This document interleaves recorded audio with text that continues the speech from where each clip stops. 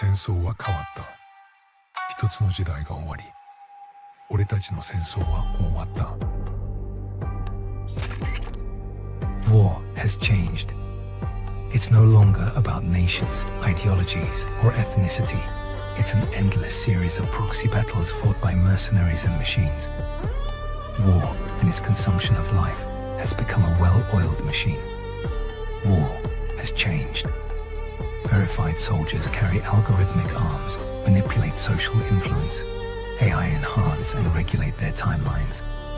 Memetic control, information control, emotion control, battlefield control. Everything is monitored and kept under control.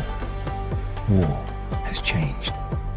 The age of deterrence has become the age of control, all in the name of averting catastrophe from weapons of mass destruction. And he who controls the battlefield controls history. War has changed. And when the battlefield is under total control, war becomes routine. Think outside the cage.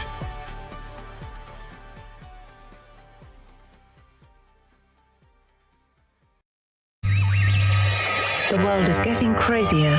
People are acting more and more insane. The end of the world is tomorrow. Tomorrow. There's only one thing to do when the world is falling apart.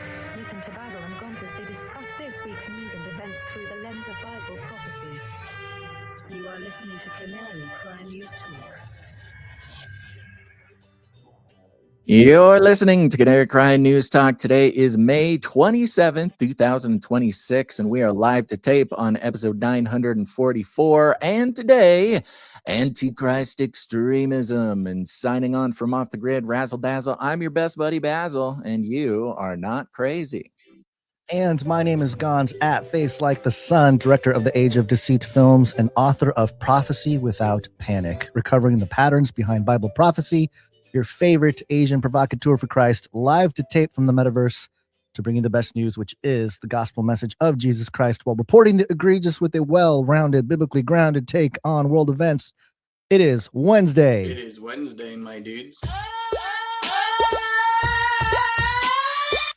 It is World Marketing Day. For the magicians out there. It is also, there's multiple things going on. World Otter Day. So, make your otter noises. Yeah. Love the otters. And I believe the only other thing for today, Nothing to Fear Day. Okay. So sure. Do not fear. I think that's on point with our theme of all this fear everywhere in the world going on out there. To the Bible, which says 365 times throughout the Bible, do not fear. That's one for every day. Every day is do not fear day, especially here. I looked that up. That depends on the translation, but it's a nice thing, surprise, surprise. The Bible saying something depends on translation. Whoo, what a revelation. World Marketing Day. That's kind of funny because, as we know, all of these days are due to marketing day. Yeah, every day is World Marketing Day that has like a special day. It's all a marketing thing. These are not biblical holidays. World Marketing Day. So I'm glad that the marketeers who have named every day some sort of holiday got their own day. I'd be curious to see the history of that. Maybe they started with World Marketing Day and then branched out from there. But it's good to know, these ding dang marketers finally getting the credit they deserve for creating, conjuring reality around us at all times. Thank you, marketers. They did release the final installment of the Steven Spielberg Disclosure movie trailer. Mm-hmm. Did you catch that this morning? No, I didn't see it. The marketers do it? Did they do a good job? Yes, the marketers were on top of it. Yeah, it implies that the alien grays are shapeshifters because they have this deer that's walking around. I think they got a little fox too. and a raccoon as well. It's almost like the personhood of animals encoded into the alien conversation. But what everyone is pointing out is, of course, they got the psychic sort of, thing going on with the mind control thing. But at the end of this trailer, they do this zoom into the deer, and it does this like pan around the deer's head, and it turns into a gray alien. Of To course. imply that, the gray alien is a shapeshifter that walks around like a stag, Yeah, maybe a shapeshifter. Another thing that I'd kind of come in contact with recently. Well, of course, we've come in contact with this for years and years, this idea, but it was one that I was recently thinking about. In the study of consciousness, which is really big nowadays, especially with AI and psychedelics, the study, what exactly is consciousness? There's this kind of longstanding theory when they try to figure out, what is the connection between the consciousness realm, or you might say the spiritual realm, and the physical realm, right? Where exactly do those things sort of interact with one another? And the theory is that, the brain, whether it's a human brain or perhaps even animal brains, are like the biological antenna that allow for things beyond the veil to sort of have a suit, right? Or have a way to interact with the physical It's world. like, it's the conduit. We are the iPhone. We're the iPhone to the internet or something. Right. And of course that makes a lot of sense. Well, I don't know. I'm not giving credence to the theory, but when you talk about it in terms of humans, like, okay, you've got an internal spirit. How does it interact with the material world? The human brain is very special and big, and so it's able to be a conduit for our souls, our spirits to operate the body or whatever. But lots of things have brains of various sizes. Animals got brains. The question is, okay, well, who gets to use the animal brains? What sort of otherworldly, interdimensional creature gets to connect to the animal brains? And like, are they bummed about it? Right? Maybe they log in to their material realm, Nintendo box or something, and instead of getting put into a human brain where they're like, woo, I can do all sorts of human stuff, they log in and they're in a cat brain, and they're very limited, and they can't drive or get a job or anything. Maybe that's a good thing.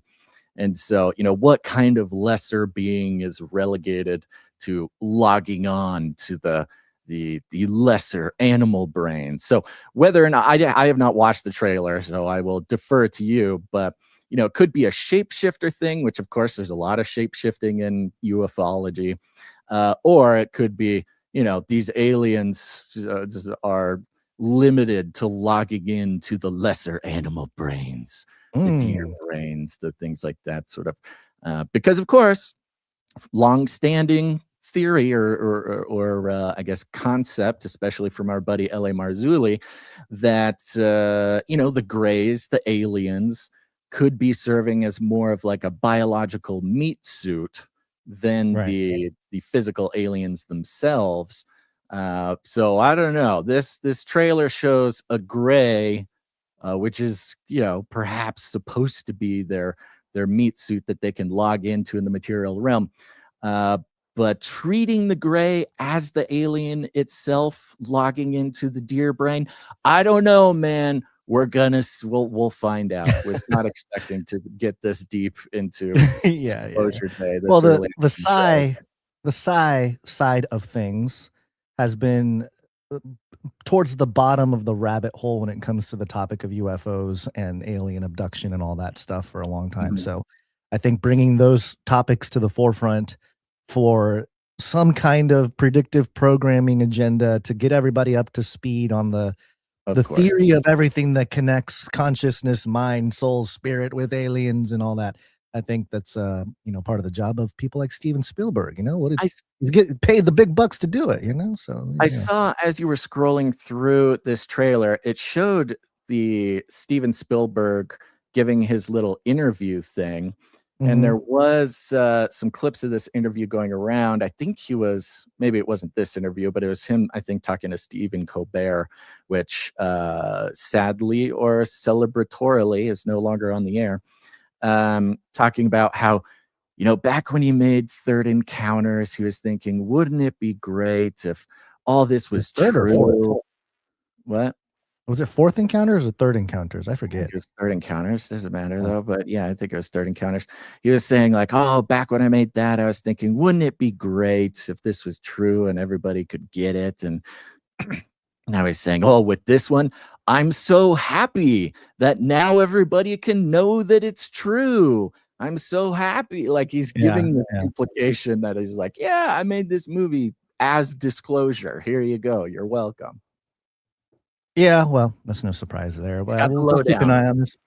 Yeah, and it still bothers me that a lot of this, I believe, is a part of of course, there's multiple moving parts here, but I think part of it is covering up human and animal genetic experiments over the last 100 years. And, speaking of meat suits, creating those meat suits for, maybe those entities that are seeking embodiment in a sense. So yeah. Speaking of which, that brings us into our first story here, Gons, which again is just a wonderful, how excited we are and how wonderful it is. Perhaps this is sarcasm. Who knows?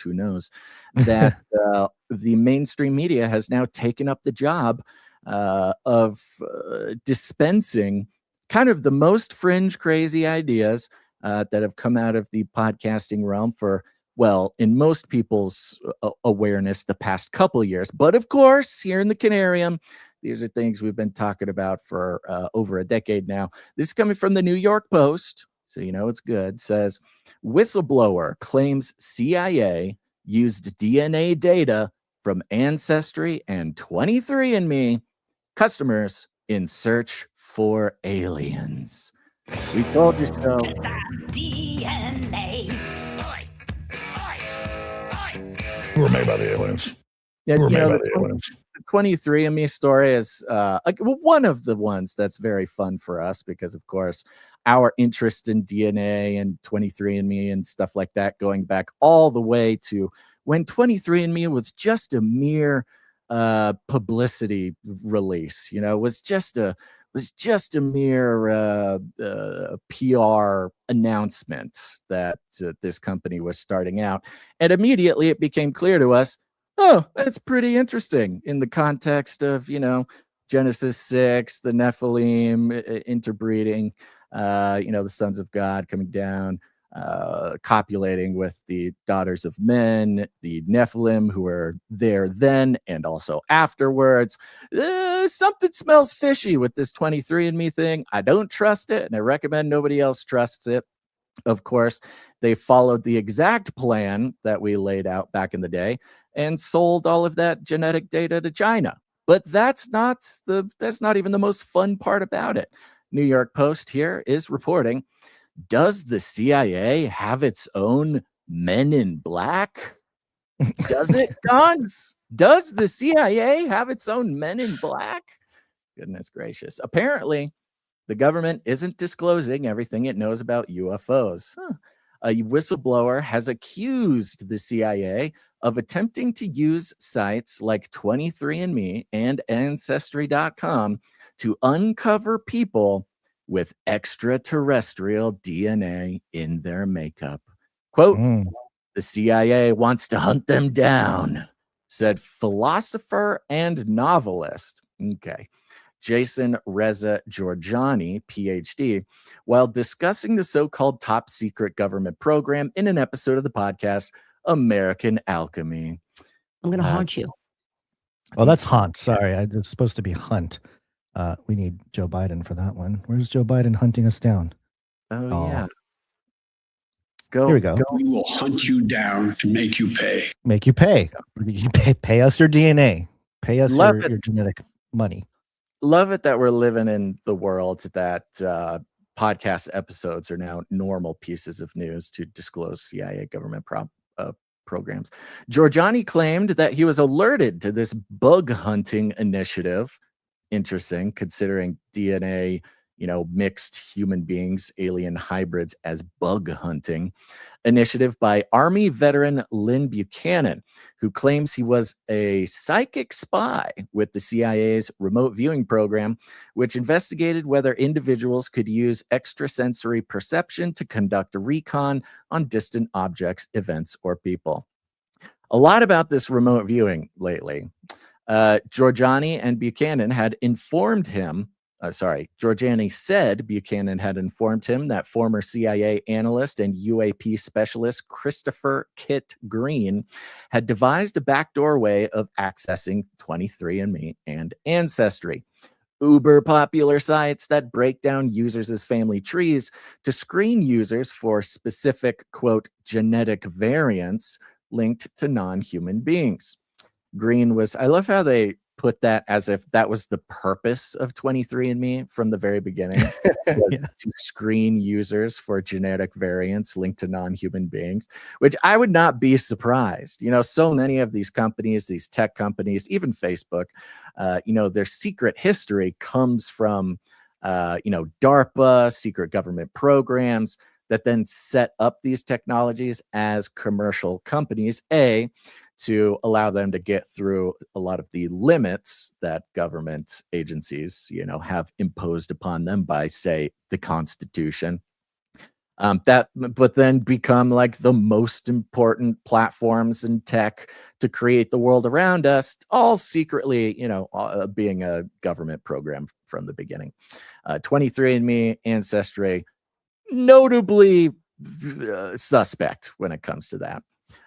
Green was notably part of the remote viewing program in the 1970s, but left the intelligence agency long before the founding of the DNA detective sites.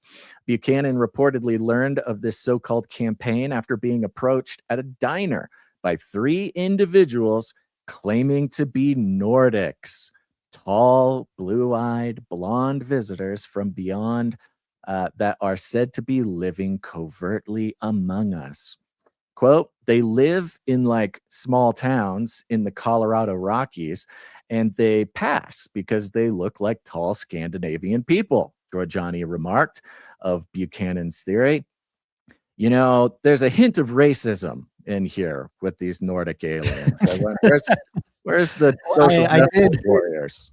I was going to bring up some different things. I'll do that in a minute regarding First Enoch 106. With this topic. But yeah, I did notice that some people were reacting to this story as a way to say they're trying to round up the whites. Mm-hmm. It's time. This is it. This is the moment. All those KKK groups we're talking about is the roundup of the whites. They're going to quarantine all of us and try to take us out. So there is a strong racial reaction from a certain. It's going to be like World War II internment camps for the Japanese, right? It'll be backwards. See a series of unfolding events from UFO disclosure through Disclosure Day to the disclosure of the Nordics, the tall whites, and then having to save humanity by rounding up all these good-looking Nordic people and putting them. It would. Do they have to be taller than a certain height? But it's also, think about if that's kind of the meta psyop. You call the people, the foreigners coming into our land illegally as aliens, or maybe illegally. We call them aliens, but that's the great switcheroo, right? We want to. The real aliens are the ones that founded the country altogether, and whatever. Could be dangerous putting so many good-looking people in one place. You just throw them all into a FEMA camp. I don't know. This would be an interesting thing. Despite President Donald Trump releasing hundreds of formerly classified files on UFOs and the hunt for alien life, the Pentagon has insisted there is no evidence of extraterrestrial existence, the Daily Mail reported. Buchanan added that the trio had requested his help in avoiding detection by the CIA. This alien race had allegedly traveled to our planet via an underground railroad of sorts.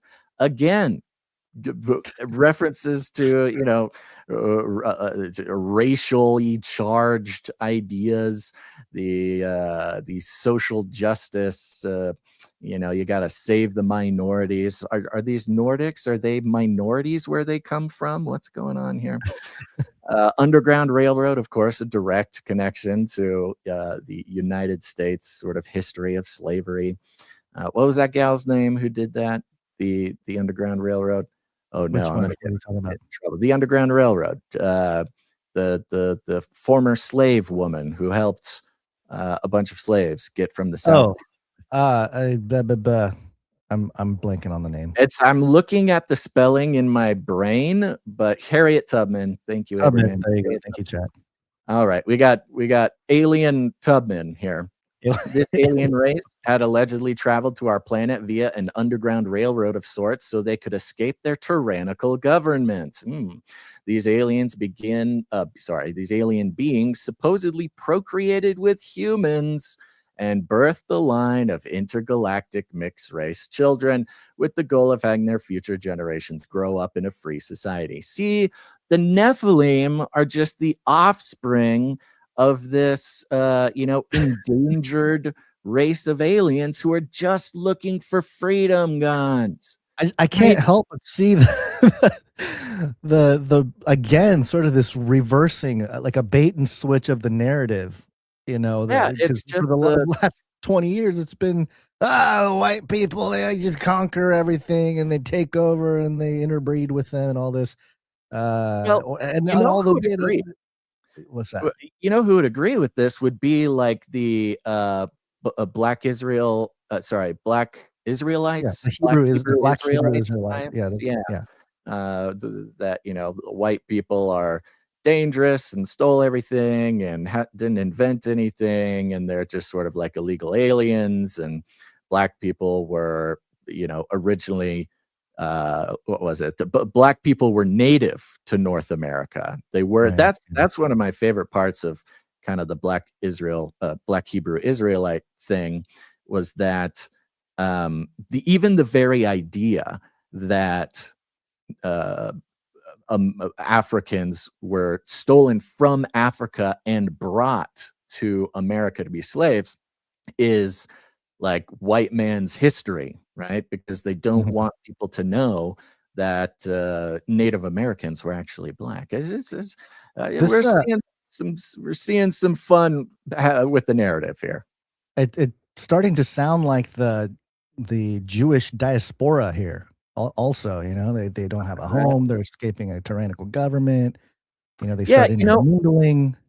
Whether or not whatever degree of this aligns with truth, whether it's some sort of on planet diaspora or alien refugee program or the Nephilim, you can see this other angle of the narrative to either continue to confuse people or give a new relevant explanation to the disclosure narrative. Who knows? It's almost like it's assisting everybody to take all the political hotbed topics of today and just elevate it to the alien conversation, like the true extraterrestrial conversation, in a way that everyone can relate. Everyone can relate with escaping a tyrannical government and trying to preserve life and all the wanting freedom for their offspring.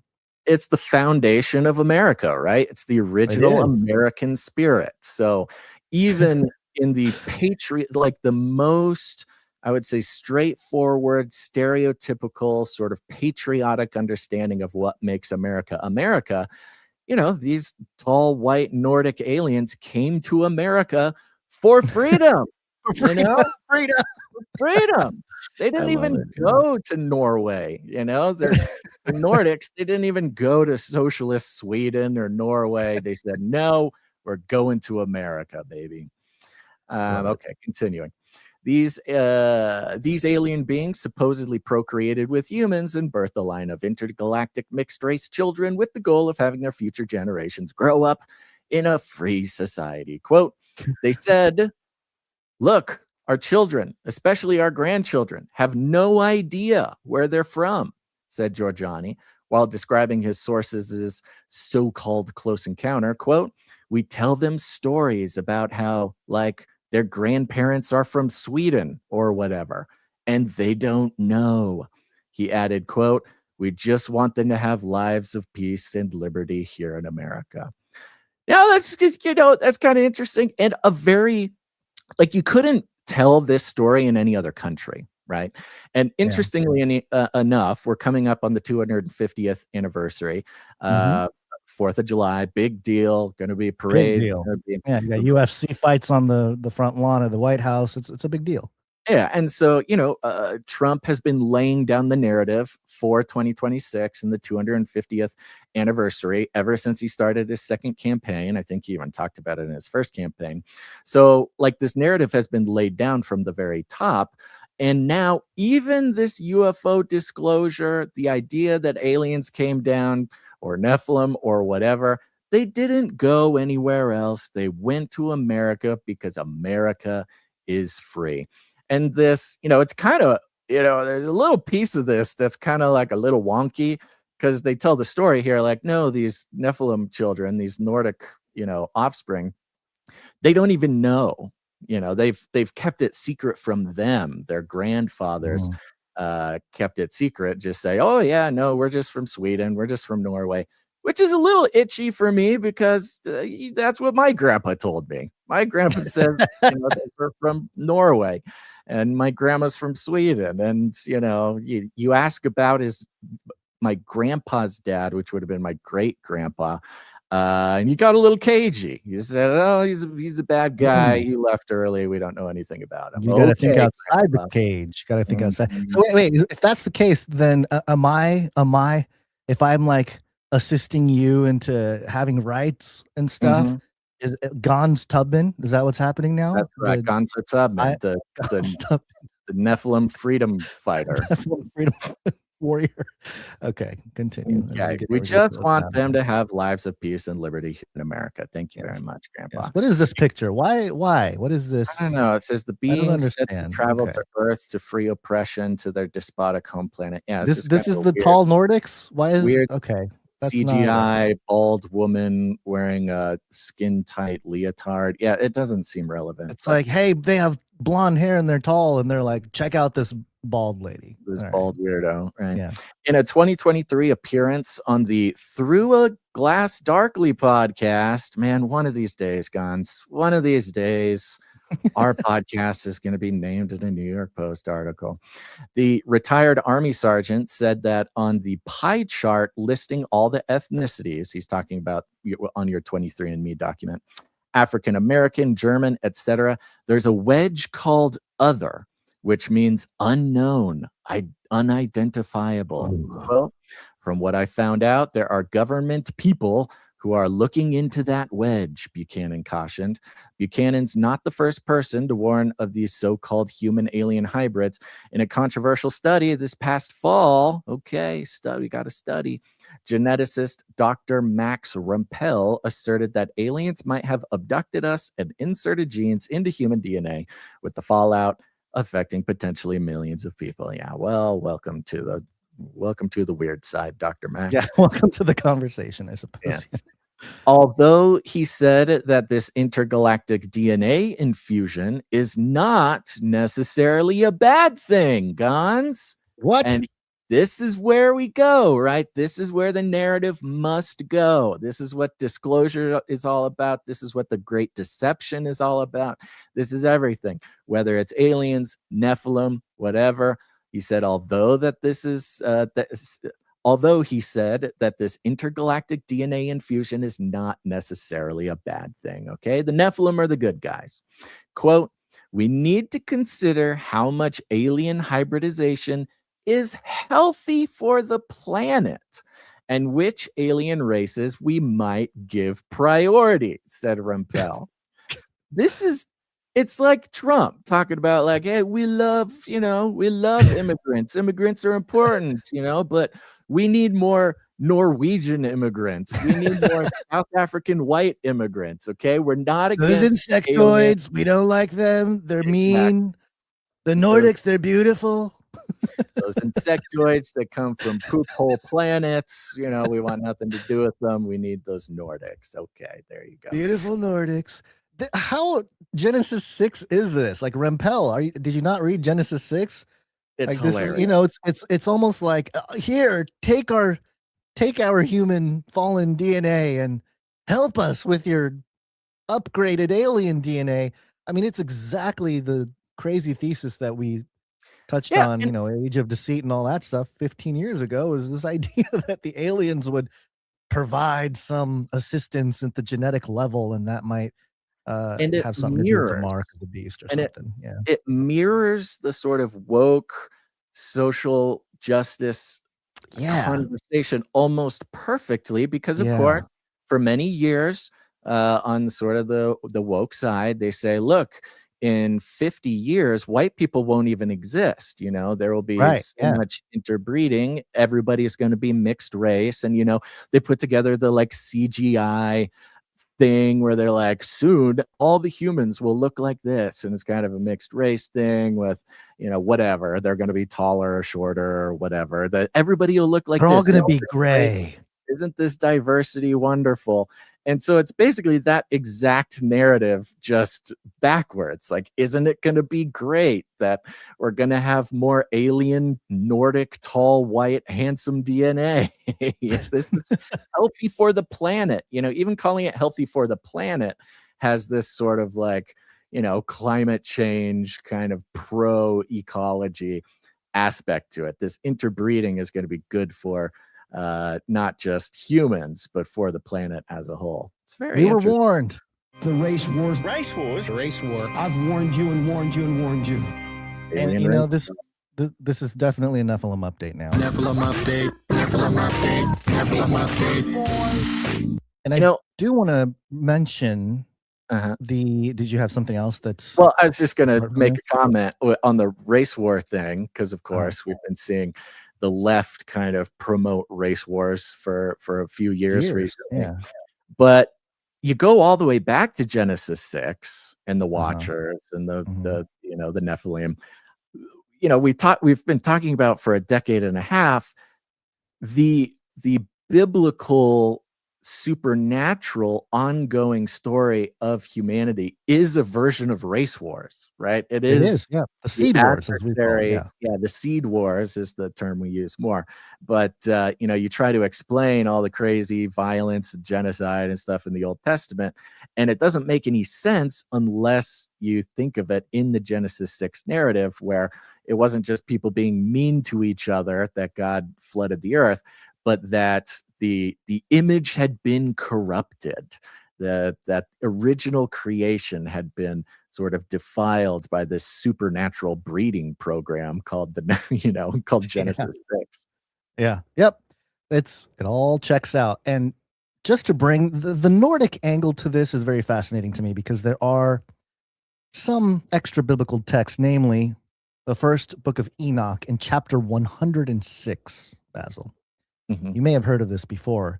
Let me read some of it here. As after some days, my son Methuselah found a wife for his son Lamech, and she became pregnant and gave birth to a son.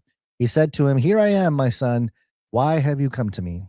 His body was white like snow, and red like a blooming nose. The hair on his head, blooming nose, or blooming rose. Oh, sorry, blooming rose. Did I say nose? Rose. The hair on his head and his long curls were white like wool, and his eyes were beautiful. When he opened his eyes, he lit the whole house like the sun, and the house shone brightly.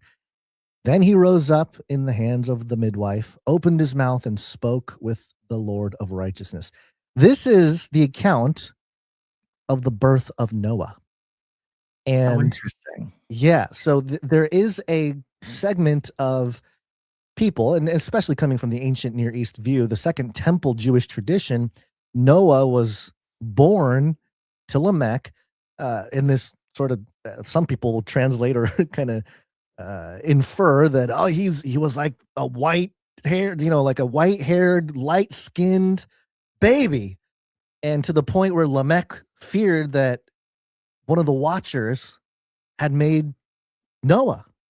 He was kind of like skeptical of, that's sort of the Jewish Second Temple Jewish tradition, where it was like, yeah, Lamech was concerned that his wife had relations with the Watchers, and that's why the baby came out so white and glowing and all this kind of stuff.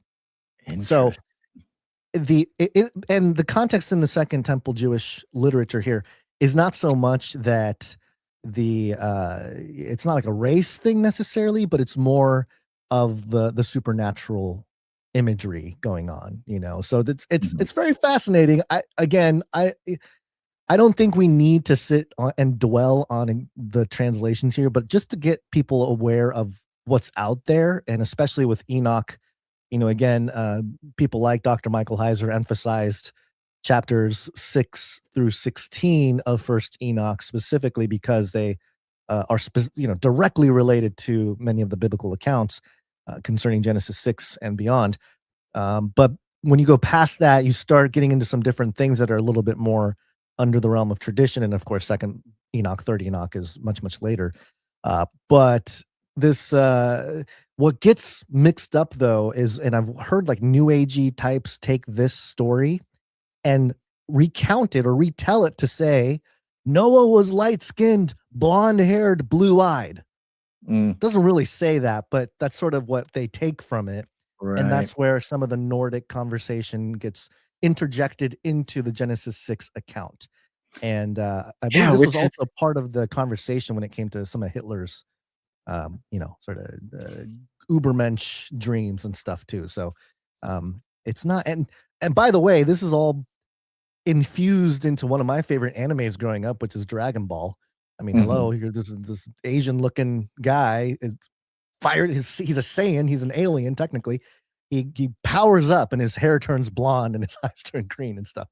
So, it's sort of been part of this culture of supernaturalism associated with the color of your hair and your eyes and stuff. So it's this is a great reason why, of course, we've seen Anna Paulina Luna and a lot of mainstream government people say, read the Book of Enoch, of course, referring specifically to the Watchers and that kind of narrative.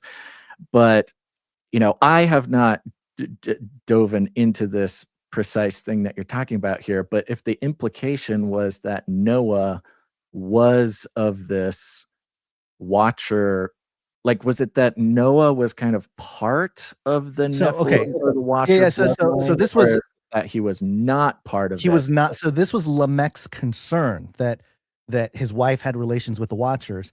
But the theology that's supposed to be there is that no, this is not a baby of a Watcher. This is your son Lamech. But all the difference in appearance is because Noah is special in the story of God, that he's just different looking because he is going to be the one that is, saved out of the flood and whatever. It's not because he's actually the son of a Watcher. So that's kind of where the story goes. The father Lamech feared that because he looked different. Yes.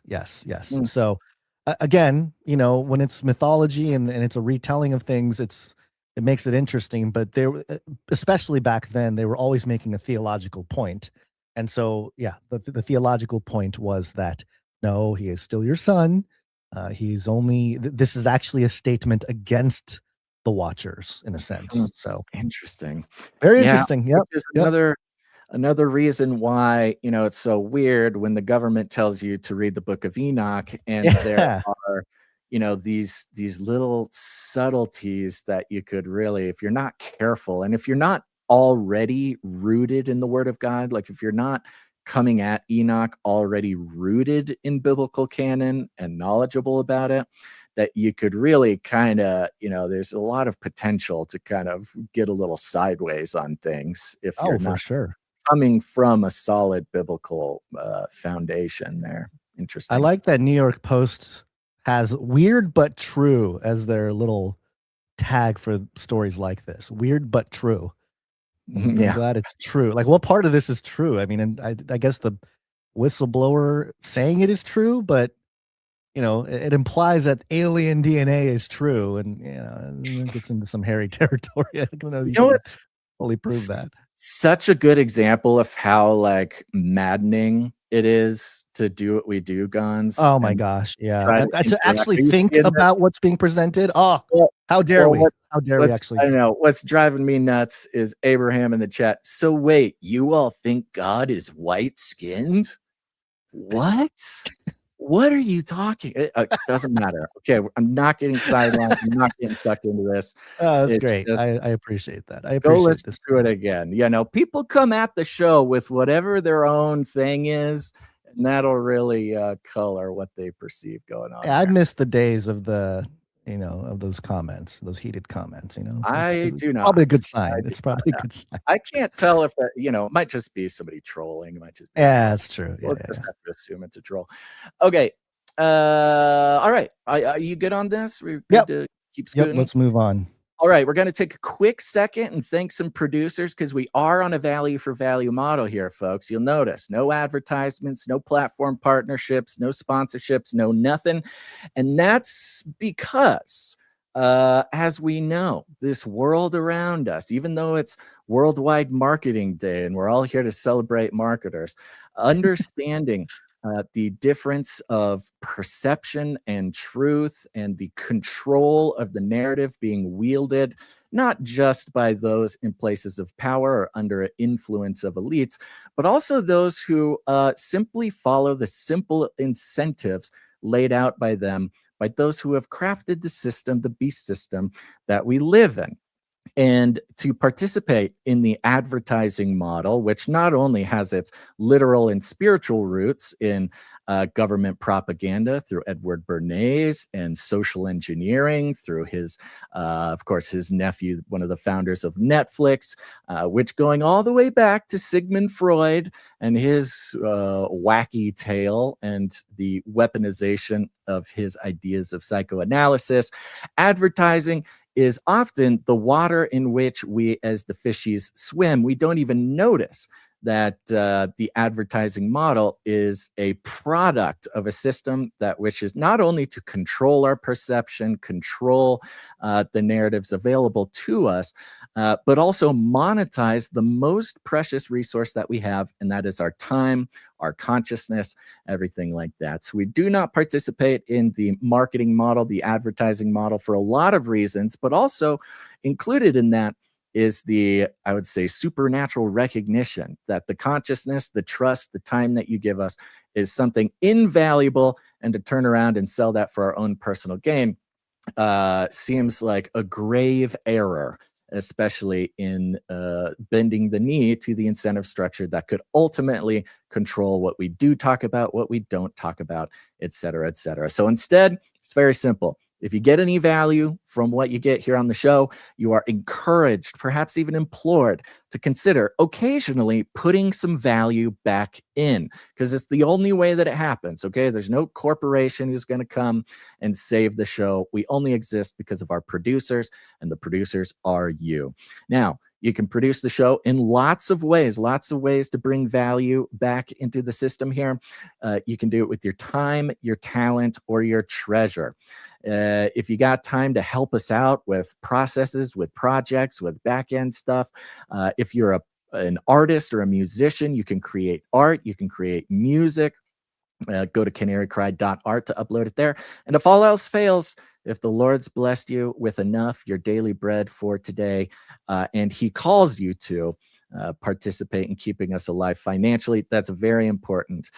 And so we always take time to thank our producers who have put some value back in, because we couldn't do without them. The executive producers, these are people who come in and support any individual episode like this with $100 or more.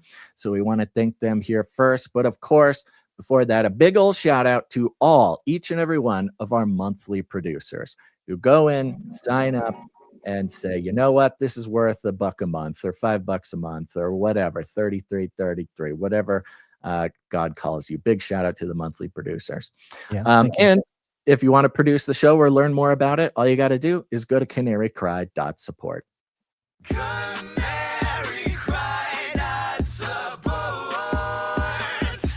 Now, we haven't thanked any producers. You didn't thank producers on Monday, right? I did not. Yeah, okay, so this is 7 days worth of producers, so thank you very much. And here are the executive producers. I want to start out with the wonderful one and only executive producer Toph.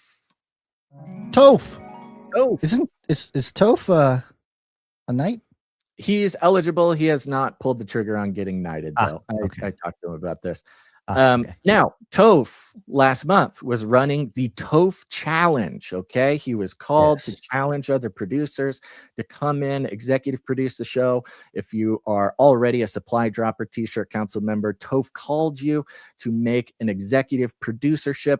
And for every 3 executive producerships that came in over the course of the last month or 2, he is going to sponsor 1/4 of the Canary Supply Drop to a demoocher. Okay. Now he sent a email here, so I would like to read the email. He says, "The Toph Challenge has been completed. That means that at least 33 executive producerships came in from people or protocol already signed up for a monthly producership.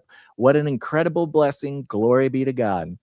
May the blessing continue in the form of this executive producership of $1133.13, $1,133.13, 113313, covering 11 supply drops for giveaways to brand new first-time producers of time, talent, or treasure." And this is when the giving keeps on going, because if you have never produced the show in the time of your time, your talent, your treasure, if you come in, get demooched, produce for the very first time, you will be receiving one of these free quarters of the supply drop. If you want to learn more about the supply drop, go to canarycrysupplydrop.com.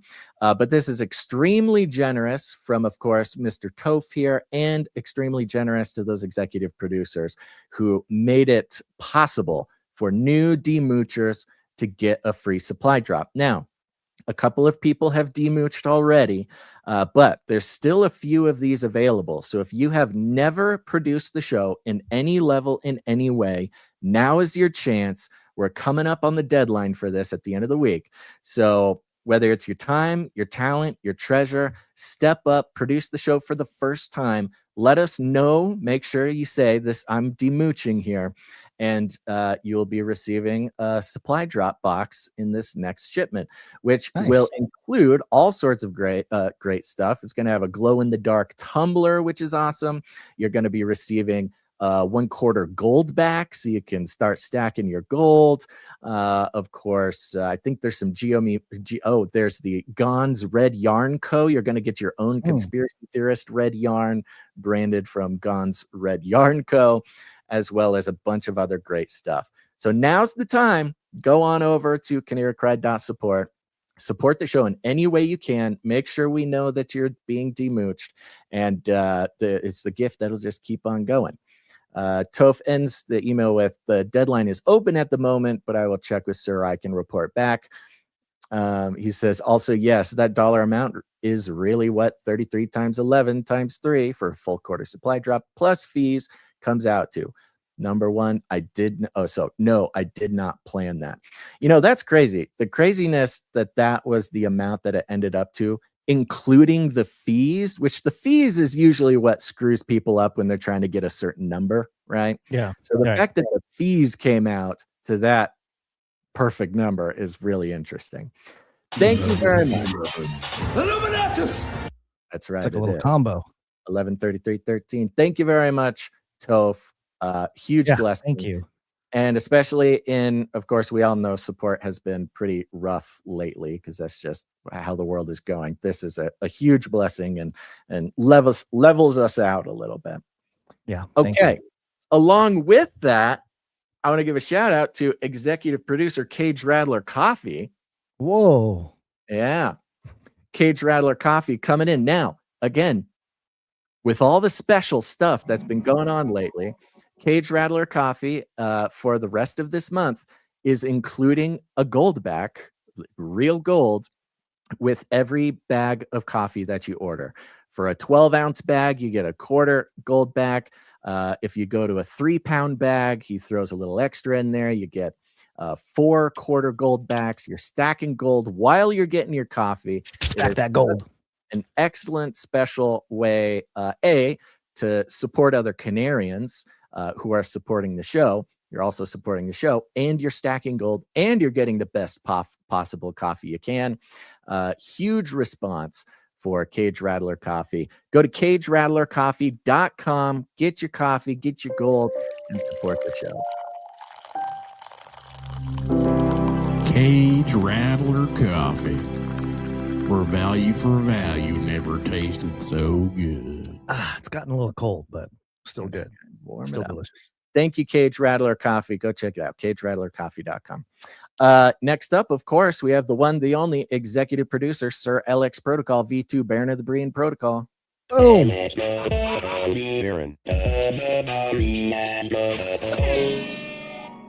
And he's coming in with his $100.33. Thank you very much.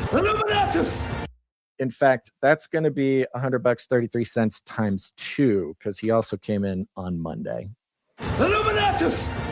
Double Illuminatus. He is on a 490 episode streak altogether. Sorry, let me type this in. And a 144 executive producer streak. 144 jingle, and it came straight from the heart. Very cool. Thank you. Executive 144 streak. Big stuff. Setting records. Wow. Thank you, Sir Alex Protocol V2. So he's been executive producing since episode 800, if my math is correct. Because it's episode something like that. 944. Yeah. That is insane. Incredible. Thank you. Sorry, Alex. I don't know what we'd do without him. Yeah. All right. Well, I mean, and the Lord is blessing him to be able to do that. I mean, praise God that he is providing not only for Sir Alex Protocol, but for us as well. Last but not least, since last Wednesday, we have executive producer Rebecca VM. Rebecca VM, thank you. Mm-hmm. And Rebecca comes in for $222.22. Nice row of ducks there. Nice, thank you. And Rebecca sends a message, says, I've been a listener since probably 2016 or 17, but I just started listening to your first episodes while I'm working. I think she's talking about Canary Cry radio episodes from back in 2012. Episodes while I'm working. Gon's giggling at Basil's new name was great. It's great hearing you guys have the same perspective in 2012 before everything. Yeah, amen. Thank you, Rebecca. I mean, it's really crazy. I was just thinking about that recently too, because, you know, I don't know if I'm feeling, I don't know, maybe it's a self-confidence thing. Maybe I just am checking myself. I want to make sure that I'm not getting too off base on things. But the craziest thing about Canary Cry, our career, and the listeners who have been with us for so long is that you go back to those old episodes and like all the important stuff is there, right? We have not shifted or changed our ideas about things to fit the culture, to try to fit in with the big narratives.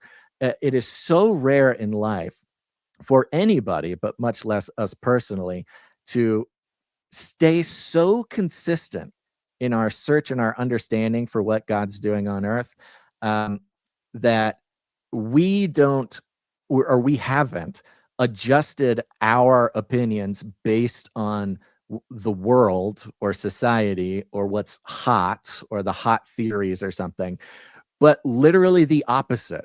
We have seen the world adjust to what we have been talking about since 2012, which, I mean, that if that's not supernatural, I don't know what it is. It's almost a testament in itself to leaning on the scriptures, like an honest, grounded approach to the scriptures. It's like, hey, if you do that, depending on what society is talking about, you might seem like a wackadoo. Yeah, but eventually we were total wackadoos, total fringe wackadoos. And now you go back and listen to our 2012 episodes, like they're as relevant, maybe even more relevant today than they were back then. And they're over a decade old. It's really incredible. Thank you, executive producer Rebecca VM. Yep, appreciate it. And of course, thank you to all of our executive producers coming in. That ends the list for the execs today. Really appreciate it. We have some people who came in under the executive producer amount. We will thank later on in the show. Just a few announcements before we move on. Sir Ike wanted me to make sure everybody knows that the supply drop and the T-shirt council and the Cage Rattler coffee gold special, all three of these things, the deadline is this Sunday. Okay. The supply drop, remember, you're going to get your gold backs. You're going to get your cool stuff in the supply drop. You got to sign up by this Sunday. The T-shirt council, if you want to support us, get the T-shirts, vote on the T-shirts, decide on the T-shirts, get one for free. You got to sign up by this Sunday. And if you want to get your Cage Rattler coffee bags with the gold backs inside, you also got to do it by Sunday. Okay. So big day on Sunday. If you want to join the supply drop, go to canarycrysupplydrop.com. T-shirt council is canarycrytshirtcouncil.com. And of course, CageRattlerCoffee.com. Big deadline this Sunday. Yep. We read Toph's message. You know, I want to give a shout out to Lulu the dog. Yeah, been in contact, was dealing with some stuff with a producer Danny, and I was giving a shout out to Lulu the dog here, just real quick. Here's a picture. Cute little Lulu the dog, a little fluff ball. I don't know what's wrong with Lulu, but I mean, if any creature, look at those eyelashes.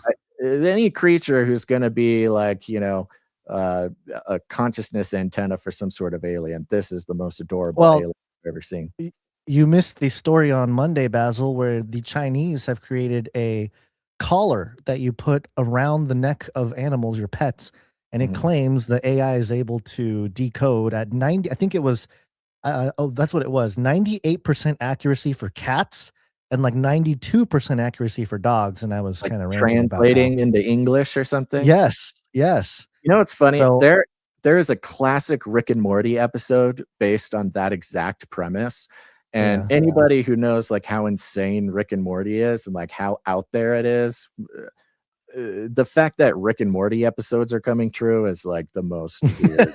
Well, they were maybe set up as the next generation Simpsons, kind of predictive programming stuff. Yeah. I brought up the 1972 The Day of the Dolphin film, where the scientist, it's actually based on some CIA experiments on dolphins, and they discovered that they're intelligent, and they figured out how to talk to them, and then they were inadvertently training the dolphins to assassinate the president. So all very relevant.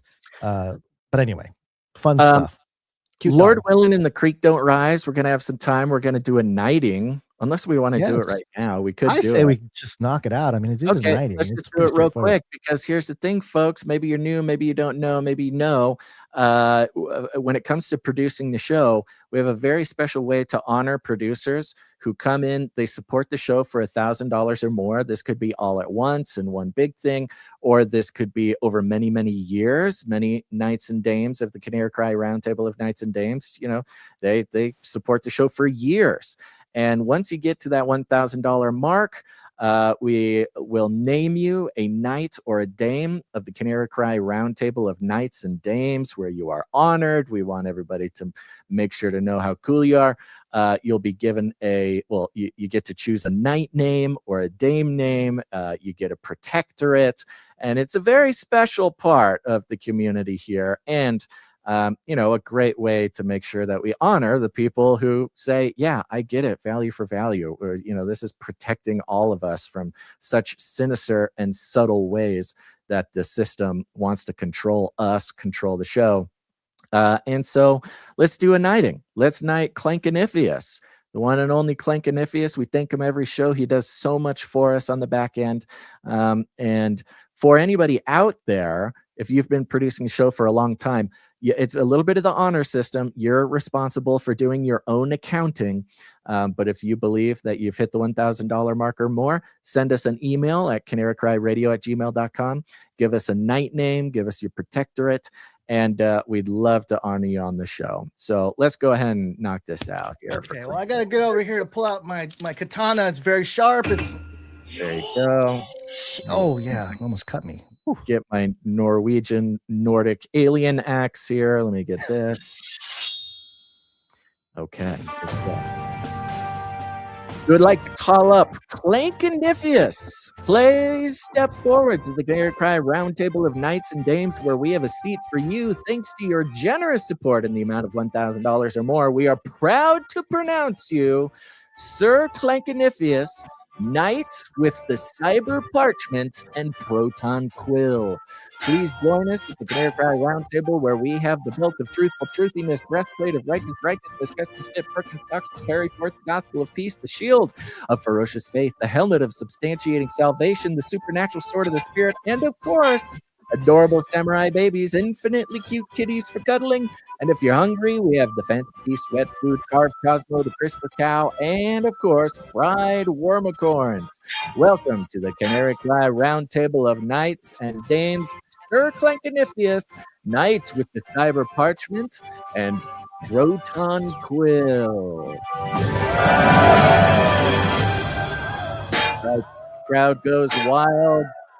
Producers out there, if you see Sir Clankanifius walking down the road, make sure to hoist him up on your shoulders, carry him down the parade route, and thank him profusely for being such an important part of keeping the show going. Thank you, Sir Clankanifius, Knight with the Cyber Parchment and Proton Quill. He's got a sound effect already built in. This sound effect is labeled Sword Clank. Sword Clank, Sir Clank. Thank you very much, Clank, for everything you do. We're so happy to, there are some producers whose names show up on every show. We thank them all the time for various things. And we kind of automatically start calling them Sir, like we just don't, just in our minds. Right. We just, surely they are knights already in our minds, right? Knighted, but always a great day to knight them. So there you go, folks. Something to shoot for and a way that all of us can be grateful to these individuals for keeping the show going. All right. Yep.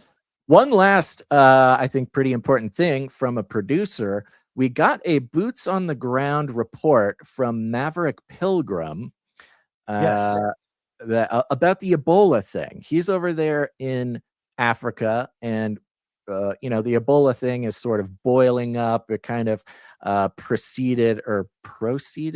from the hantavirus scare. We see these sort of pandemic narratives, these pandemic ops happen in a sort of progressing fashion. We've seen it like 2 or 3 times since COVID, where they try to, kind of roil people up, scare people for whatever reasons. But Maverick Pilgrim, boots on the ground, giving us the heads up on the Ebola thing over in Africa. This is your Maverick Pilgrim, coming to you from Kampala, Uganda, which is technically in the hot zone for this Ebola outbreak that we're seeing on the news. I'm not in the hottest of the hot zones, which is in the DRC. That's where you're really seeing a lot of people contracting Ebola. And you're seeing a lot wider spread. But here in Kampala, there have been 5 people now that have contracted, with 1 death. And all of those have been connected back to travel within the Congo. If you're wondering what it's like, honestly, there hasn't really been much change other than them closing the border and canceling a annual pilgrimage that happens throughout Uganda to a monument for martyrs. There really hasn't been much change, and people are really not seeming that afraid.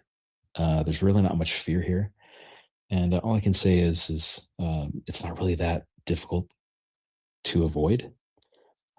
It's a little difficult to contract as long as you don't go around touching bodily fluids and staying around sick people, which most bodily fluids are on my no-no list anyway. It's really not that difficult to avoid. If you see things that are making you afraid, don't let anyone steal your joy. yeah, don't believe all the fear mongering. Just be wise. And yeah, we trust in the Lord. So that's it. Amen. Thanks Thank you, very Maverick much. Pilgrim. Yeah, I think that's very important. You know, we have not been like locked in on the Ebola news cycle because I think, especially here, I think we're able to spot when something's just like a narrative op, and Yeah. participating in like spreading the fear as a show is like falling right into the hands of the operation, right? So I think we have not been drawn necessarily to stay, you know, to bring up-to-date updates for the Ebola thing here. But I love the boots on the ground report because I think it's confirming our instincts on how to handle that op here on the show. Yeah. I do think it's interesting how one of the only sort of big responses he's seeing boots on the ground is a cancellation to what sounded like sort of a Christian pilgrimage, I don't know, holiday or festival or something. So much like we saw with COVID, it seemed like one of the most pressing things the elite wanted to do was keep people from going to church, you know, keep people from fellowshipping. And so to see one of the biggest, or perhaps the only response by the elites down there is to stop Christians from, you know, celebrating their martyrs or something, I think fits right in. Oh, they've achieved their goals, if that is the case. And by the way, while that clip was playing of Maverick Pilgrim, I think the military base opened a portal or something because they popped off something. It was so loud, it rattled the windows, and you can hear all the dogs start barking in the neighborhood. You mean And, there you know, in California? Yeah, right where I am. Yeah, in Southern California. I mean, they always have stuff going off, you know, the military base or whatever. But that was like loud. That took me by surprise. I mean, it's yeah, whatever they're doing over there, man.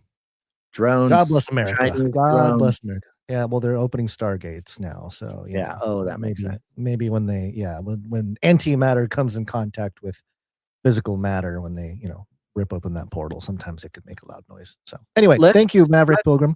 Yeah, thank you. Let's jump into the news again here. There's a little cultural update I want to give, and it's fun because we were reading through this and we are going, yeah, of course, you know, of course, this is what we. I was like, why are we doing this? This is so obvious. Going back to our AI reporting, you know, postulating about what the future is going to hold for AI, you know, back when we were talking in 2016, 2017. But we have rounded a corner here on AI because, of course, AI, everybody is freaked out about the jobs. Everybody's freaked out about the surveillance. Everybody's booing AI at, you know, college graduations, things like that. But we had an update here that would have been on the Canary Cry roadmap had we had one. But I thought it was very interesting culturally and a good signal to the development of where we're at. So I'm not going to do a full read, but it's coming over from Wired, and I'll do some summarizing after we open it up here. Wired.com reporting, I spent a week recording myself doing chores for money. Who's the robot now? Okay. We will build Babylon. This time, a new world order. So we're going to hear a very interesting development when it comes to employment, gig work, AI training, and the desperation of the working class. But keep in mind this whole time that right in the headline, they're asking, who's the robot now? Playing with this sort of this concept of the personhood of robots, the personhood of people, the transhumanist melding of man and machine, and ultimately sort of the beast system consideration that people are not people made in the image of God, but just sort of cogs in the machine. Who's the robot now? Says I'm the robots. Now this is written in first person here by who? Jobani Cabrera. Oh no, that is the person who made the art. Who authored this? Well, we're going to call him Bob here if I can't find it. All right. Bob says, let me scroll. I am. Whenever I see I am Okay. in full cap, bold letters, I'm thinking I am that I am, it's already Yes. Yeah. starting out the article with this kind of deep reference to God and our existence and our relationship with God and who we are and who God is. So it starts right out. I am no longer a mere human being. I am a conduit of reality, Oh, a boy. medium of messages. I hold a knife in my hand and slice into an organic cucumber, hunching so the iPhone strapped to my forehead can capture all 10 fingers. I throw the slices into a salad bowl and end the recording. Somewhere, a baby robot is a tiny bit smarter.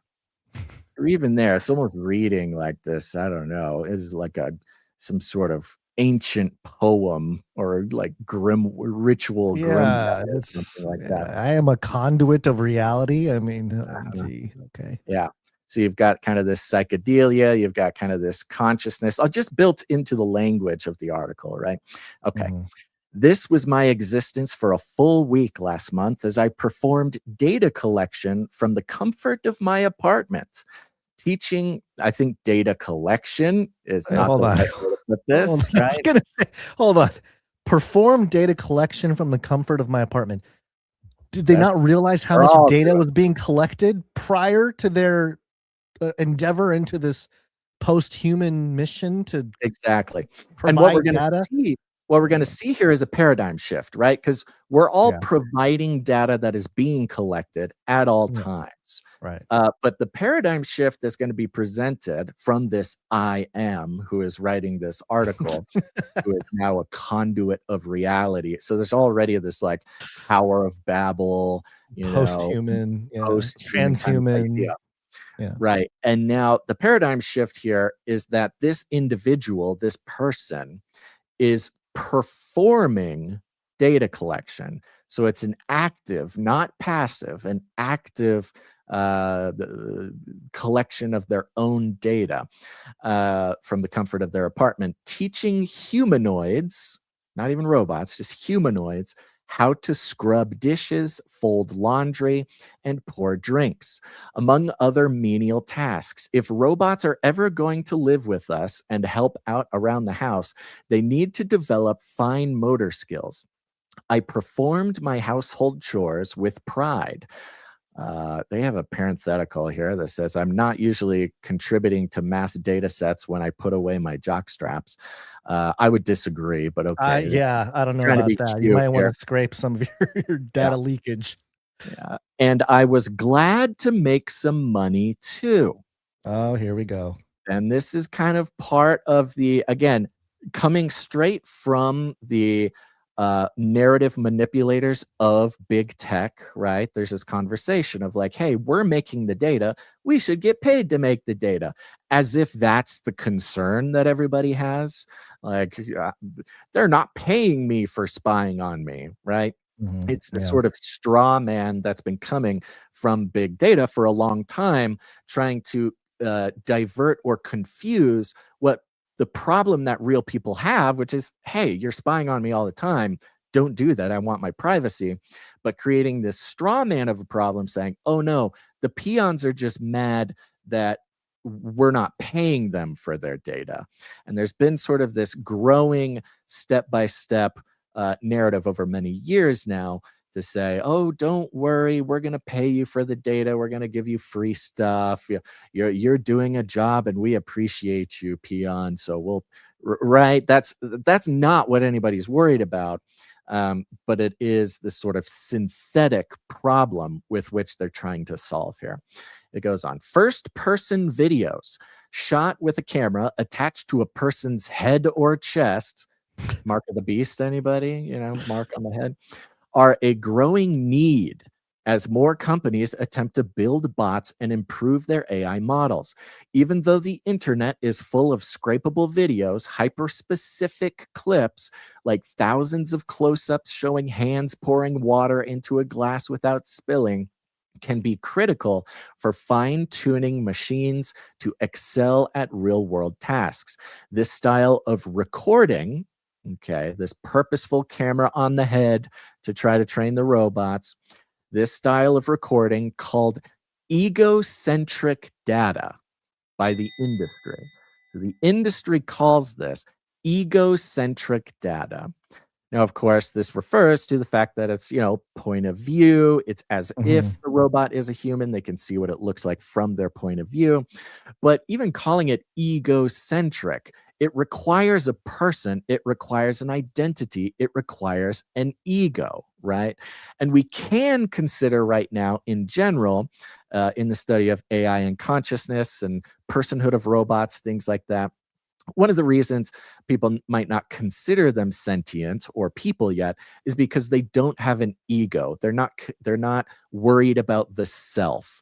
They're not necessarily self-interested in a way that we would consider ourselves, the self-preservation instinct, the self-betterment instinct. Although some of the AI has started to show tendencies of that, which is why they're starting to say it's conscious and things of that nature. Right. But we see signs of this in the studies, but this is the development, right? And now this is training data that people are purposefully recording called egocentric data to give the robots that are going to be working essentially a sense of self. This is me doing the thing. This is what it looks like when I do it, right? So they're calling it egocentric data by the industry, is in such high demand that some investors estimate leading companies will purchase hundreds of millions of hours from third-party suppliers over the next few years, meaning there are companies here finding ways to get human beings to perform specific tasks with their own hands and recording it from POV. This is like a new industry. Quote, "I want every person on the planet to be recording themselves doing the dishes," says Avi Patel, the 22-year-old founder of data collection marketplace Kled. Quote, "That's going to make a robot so that you never have to do the dishes ever again. Egocentric data collection is already growing in countries like India, where generally self-employed workers make around $125 a month on average."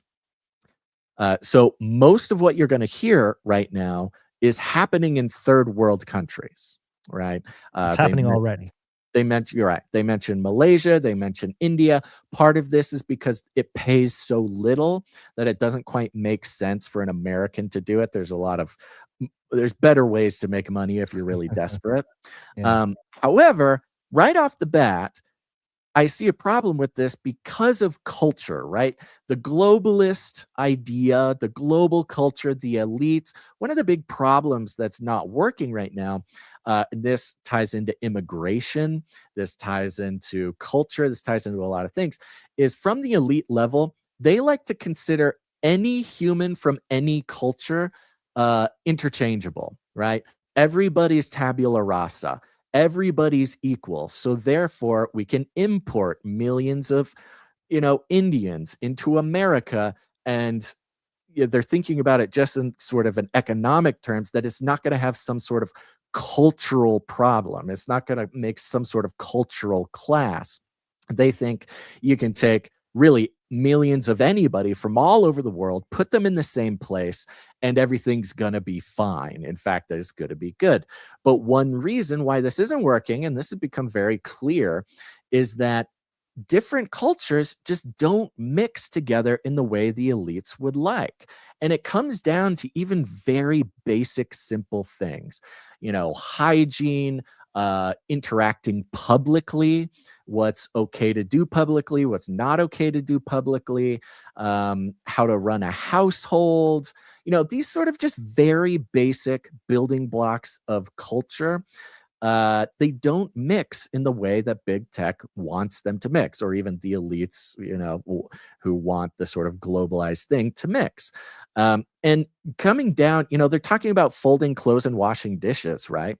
And it may be a pretty benign example, but if you're a robot in your house in America or even anywhere in the West, is trained on the data from millions of Malaysians or Indians and how they wash the dishes, even that is going to have a weird effect on how the robot runs your household, right?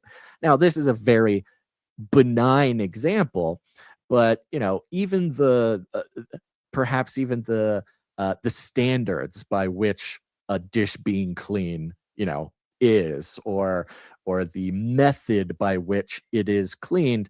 These are like the basic building blocks of culture that I don't know. Again, these are very benign examples. You can find more extreme examples, but there's essentially inherently going to be a problem with putting basically an Indian robot in charge of your household. Things are going to be a little different, but that's not necessarily the main point here. So the Indians, they're making $125 a month on average, and these first-person video gigs can offer similar rates. As interest swells, more data collection companies are looking to expand in the States, like DoorDash's standalone Tasks app, launched earlier this year. Before long, many gig workers in the US may start delivering reality to make ends meet. Now, in America, the gig economy really is only a viable option to a very certain desperate class of worker, right? They can't, maybe they don't have the skills, maybe they just can't find a job, maybe the jobs don't exist. So then they have to turn towards gig work. And while this used to be like driving Uber, which was more or less viable to at least make it through, periods where things are tough, doing Uber Eats, these types of gig work, we've watched over the years, those get less and less viable and people getting more and more trapped in a cycle of desperation. Well, the answer to that apparently is here's another gig work opportunity. You don't want to be driving around all day in a car. That's dangerous, it's wear and tear. Why don't you get paid for doing the chores you're already going to do? If you're going to wash the dishes, wash the dishes with a camera on your head. If you're going to vacuum the carpet, put a camera on your head. And you can make money just by doing these things you were going to do anyways. But the article here describes it as delivering reality to make ends meet. You're not delivering people, you're not delivering food, you're delivering reality for the client, which is the robots. This makes the robots the client instead of serving other humans. At least driving Uber Eats, you're delivering real products for real humans, making society better, making it work at least. But in this case, you're delivering reality or a recording of reality to the robots as your client. The US may start delivering reality to make ends meet, as well as the typical room temperature takeout. Thankfully, I already had a smartphone head mount in my possession from testing DoorDash's Task app. My impression, even then, was that bespoke video data was the dystopian future of gig work. Bespoke, it just means custom. Anybody out there? Custom video data was the dystopian future of gig work. But I wanted to better understand this growing industry. Since Tasks is not available in California, where I live, I signed up for 3 other platforms: Cled, Lul, and Waffle Video. The fact that this person lives in California just gives such an extra special, tint to this whole thing. The money I made was meager. I essentially trained the robots for close to free and didn't make a dent into the $2,500 a month San Francisco rent that I split with my partner. But the gigs did have one unexpected perk. My apartment has never been this clean. And this is where the very interesting opportunity comes from, okay? It is well known amongst our listeners that cleaning, doing regular chores, I describe these things as the daily cycle of inescapable suffering. And often, this being trapped in this daily cycle of inescapable suffering, God uses to mend me, to mold me, because I find it such an excruciating task. But in this case, to actually get paid to do my own chores at my own house, I could see as a viable option, even just to motivate me to make my life better and do my chores. Now, turns out the money that you can make doing this is almost nothing, so it might not be enough to motivate anything within me. But you can see that the reward mechanism with which they are trying to lure gig workers into training the robots on hyper specific recordings of them doing chores, the incentive goes deeper than just the money. However, Yeah. the money part is a big part of it because, of course, AI's taken all the jobs. Gig work is really all that's available to a lot of people. And so there's this real dystopian prison where we then choose the panopticon, where even in our own home, doing our own dishes, we are incentivized by desperation to become the surveillance of our own sort of menial tasks. Does anything come up for you before I say? There's a lot knocking around in my brain, but first off, just to get this out of the way, I told you Joe Biden was a prophet. Okay, not a real prophet. I'm joking, folks, but he told us They all want to share their data. he knew. He knew that everyone's going to want to share their data. So that's one thing. This is also a way that universal basic income is going to happen. I mean, it's already happening, so it's already happening. But people always sort of wonder, like, how is it going to work? In the traditional sort of socialist or communist type of model, the government sends you a check or something, something like that. But in America, that was never going to really work. No one's going to vote for that. Andrew Yang tried to kind of put it into people's heads, but there's not enough people to support that type of system where the government is actually handing you a check. However, that's not how America does it. America does it with public-private partnerships. The government partners with network states. The network state. The government state will provide for you. It's not necessarily the government. Right. So they will provide. They'll partner with the companies, and then the companies will carry out the things, and then make it seem like it's a good idea. Especially as we are already pretty deep into the gig economy. It talks about Uber and stuff, and now menial tasks that you'd have to do anyway are being incentivized, or at least we're at the beginning of it. Yeah, it's like here are some right. Why not? Right. What Why are you not? cranky? What are you against AI for no reason? Why not do it? What's wrong with it? So there's a couple things that I think need to be sort of in the practical sense, and then philosophically. From a practical perspective, just a grounded sort of biblical idea of fairness and being stewards and stuff like this actually, ironically, will help perhaps some people with the stewardship of your home and whatever, like gardening, because the data, you think this is just washing dishes. No, this is going to be doing gardening work. This is literally any job, this, as the article states, reality, right? Any type of duty that humans do will sort of feed the machine, so to speak, to take it over at some point. So there needs to be the egocentric data part of this. We'll get into it, but they even mentioned tying their shoes. Why would you need to train a robot to tie its own shoes? Why is it going to? Anyways, I don't want to interrupt. Or tie your shoes, or tie my shoes. Yeah, right. No one's going to know how to tie their own shoes anymore because the robot's going to do it for them. So there has to be an element. And I think these are going to become the political issues of the future, or the near future, is proper compensation. Right now the guy is like, they gave, I think at the end of the article, it says like, we'll get into that. $21 or something, so it's like, okay, $20 for doing my own dish, which is not nothing. It's better than zero.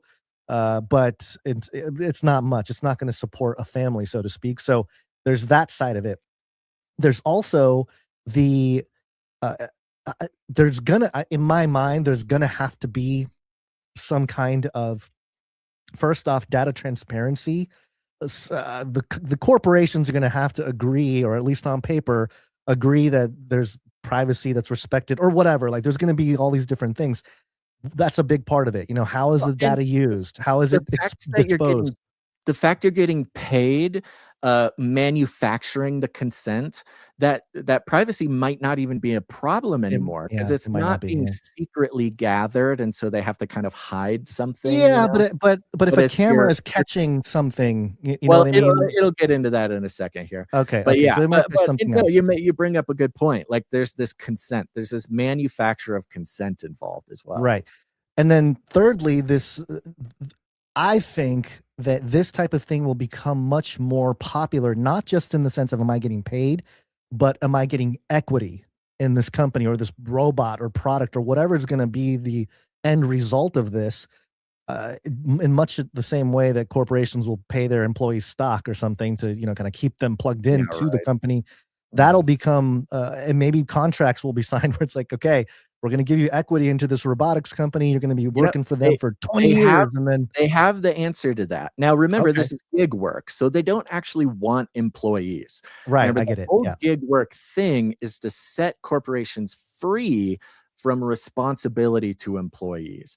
But they have a good response to what you're saying. And of course, the way they have it, they want it, is actually more dystopian than what you're even referring to. Okay, like great. what you're talking about would be maybe the more ethical way to do it. Well, that's what I was trying to bring up is They're these not things would concerned with be. the ethics. They have ways around that for sure. Yeah. Okay. Continue. Okay, so I'm going to skip down to the paragraph that starts with the bold waffle video was. So they take a second and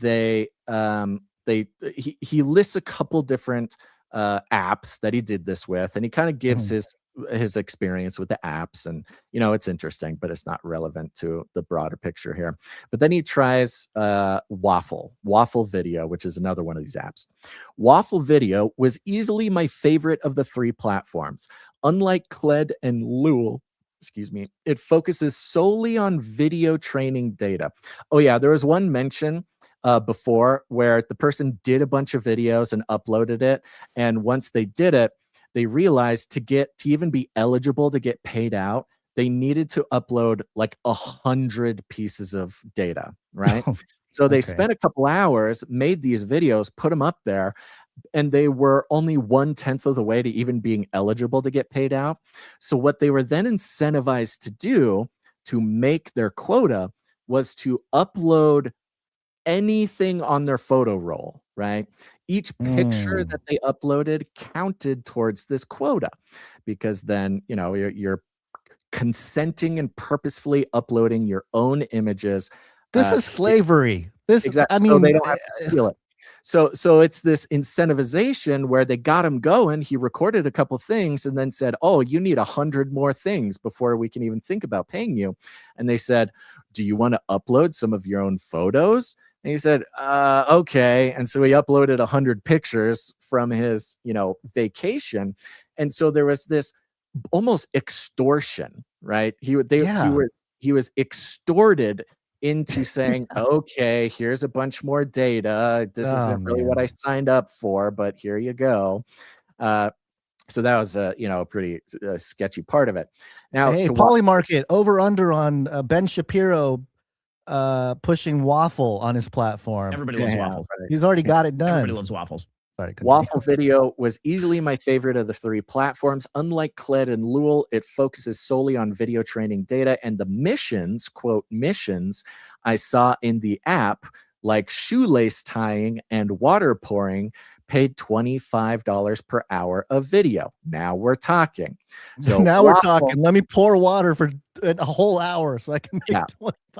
So waffle is more like it's a little bit more gamified, right? Yeah, it's very similar to that Daredevil Dare market. Oh, the dare market, where you find a dare and you do the dare and people pay you to do the dare. It's very similar. You have missions, right? Hey, tie your shoes. They'll tell you exactly. It's starting to sound like Ready Player One, but continue. It is this gamified, right? And I mean, Ready Player One, for those who need a reminder, is a dystopian look at this future where nobody has a job and you perform these little digital activities just to, for a corporation to pay your your rent or to whatever. pay for your rent and food and Your stuff for PR a day. stuff. Yeah. Yeah. Each data set that users create is custom built for the companies purchasing the data, right? So the client, the company, says exactly what they need. They're like, we got to train this robot how to tie the shoe. Get 1 billion people to tie their shoes. Give us the data. So Waffle's missions are available only for a limited amount of time. The app, so it's this gamified, do it now. It's exclusive. Let's go. The app also offers gig workers recurring revenue, essentially a syndication, if their videos are relicensed to additional companies. So this is where getting around the employee thing works. On your account, let's say you do a tie the shoe, you did it for a mission, they sell that, you make your money. If another company comes along and says, hey, we need the shoe tying data, then your old shoe tying videos can get sold again and you can get paid again, right? This is residuals. This is what hustle culture would call passive income. So now this is like when musicians make a record or something and make a song and they license that song out over and over and over again and make forever money. Yeah, right. That was like basically, but yes, it's very similar to that. So it's like getting continuously paid for these videos of. So now it starts to sound a little bit more viable, right? At least in the idea, whether it works or not, whether the money works, that probably not. They're gonna. It's a trap. It's a prison. But at least that the incentive is there. You go, okay, well, this shoe tying video could pay me forever. Let's see. Syndication of their videos are relicensed to additional companies. Quote, I think there's an amazing opportunity to create a symbiotic relationship between the people that are giving their life, their perspective, their creativity, their data, essentially, to these models, end quote. Says, I mean, listen to that. It's giving your life, your perspective, your creativity, your data. This is what you're getting paid for. Your soul. And they're speaking, what they're doing with this language is trying to give the impression that there is human work value in this, right? Value what in we the know. human. Yeah. What we know is that humans need work or something like work, right? It gives you value, it gives you purpose, it gives you more than just the money work does. Right.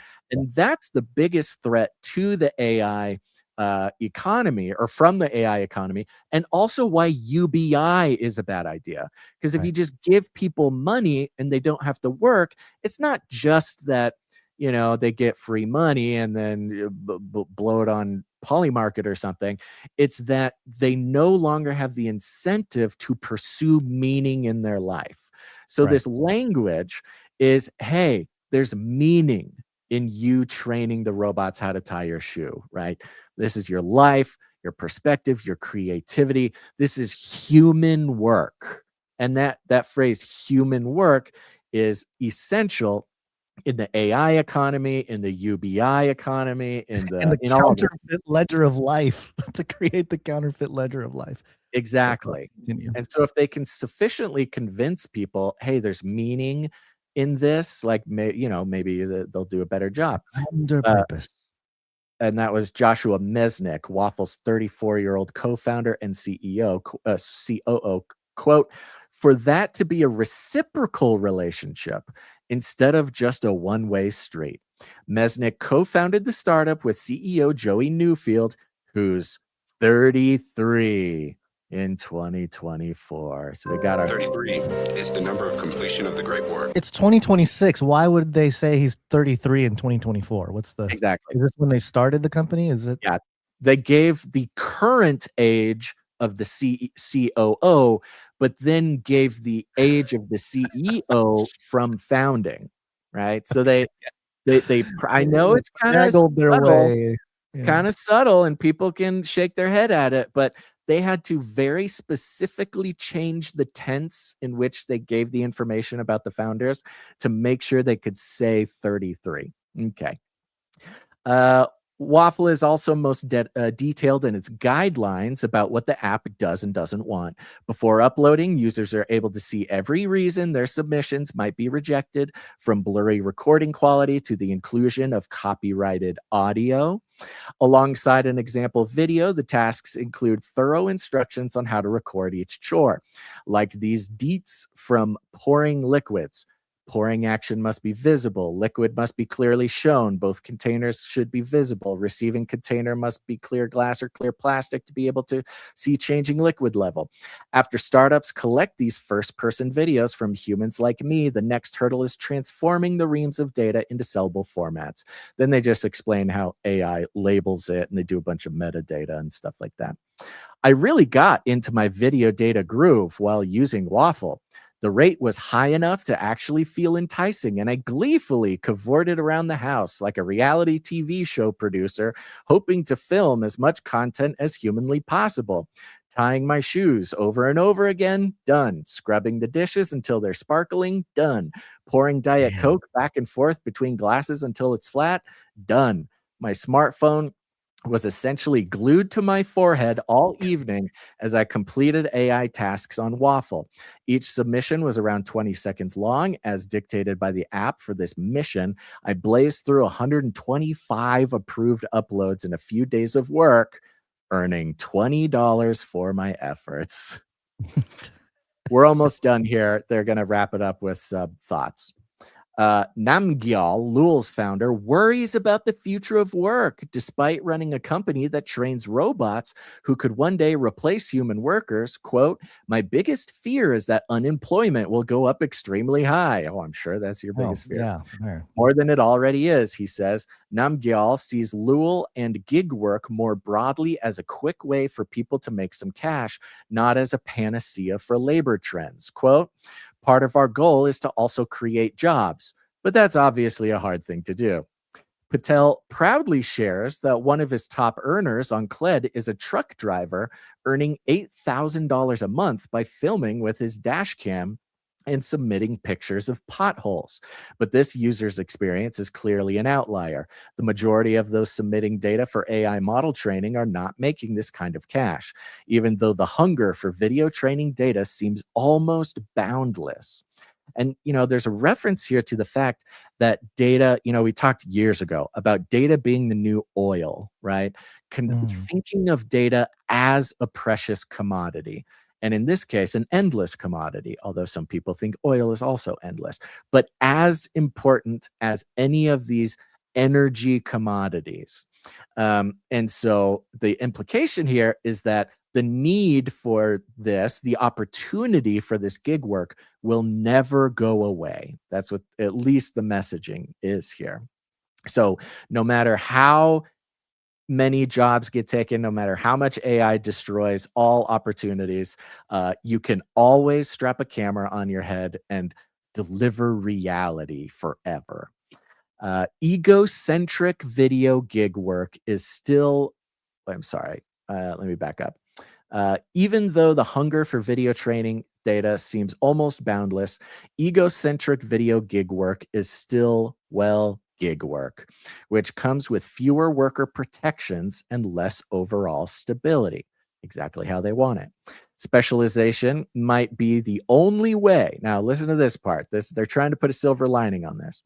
Specialization might be the only way to make a meaningful amount of money doing this in the US. Anyone can record videos of cucumber chopping, but only an experienced sushi chef can really show the best way to slice salmon sashimi. Quote, "I'm sure there's a world where chefs are completely replaced from the planet," Patel says. Quote, "But they're never really replaced because they're at home filming videos, making unique recipes used to train these robots. They're getting paid." So the best vision that the creators of this can give is, hey, yes, chefs at restaurants will be replaced by robots trained on videos from real chefs. So that special chef, that sushi chef, that, Michelin star chef, Sure, they won't be cooking in a restaurant where real people eat the food that they trained their whole lives to be able to make, but they can still stay home and make all this food on video to train the robots to make the food for the real people. You see, we get like layer after layer after layer removed from any meaningful interaction from any human.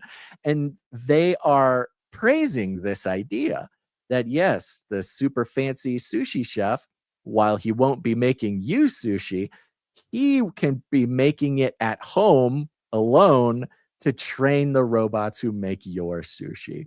What a beautiful world, Gons, we're coming up on.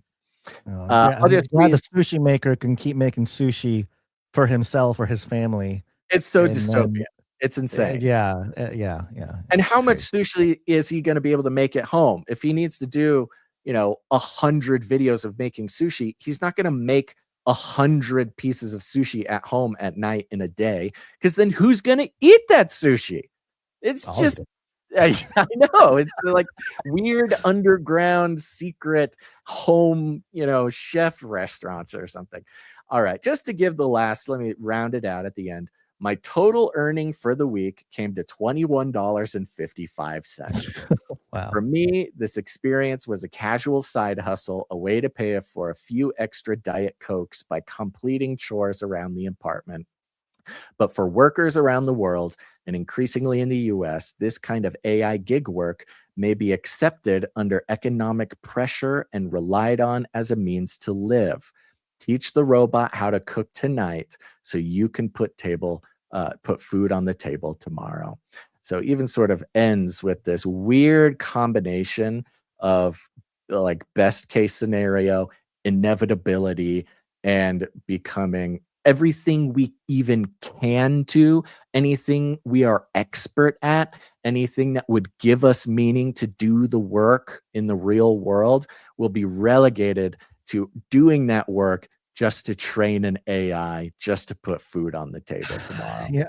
In the context of the mark of the beast, where you have to take the mark to buy or sell, this is a huge step in that direction. And you can see how topics like UBI and the mark of the beast come together with something like this.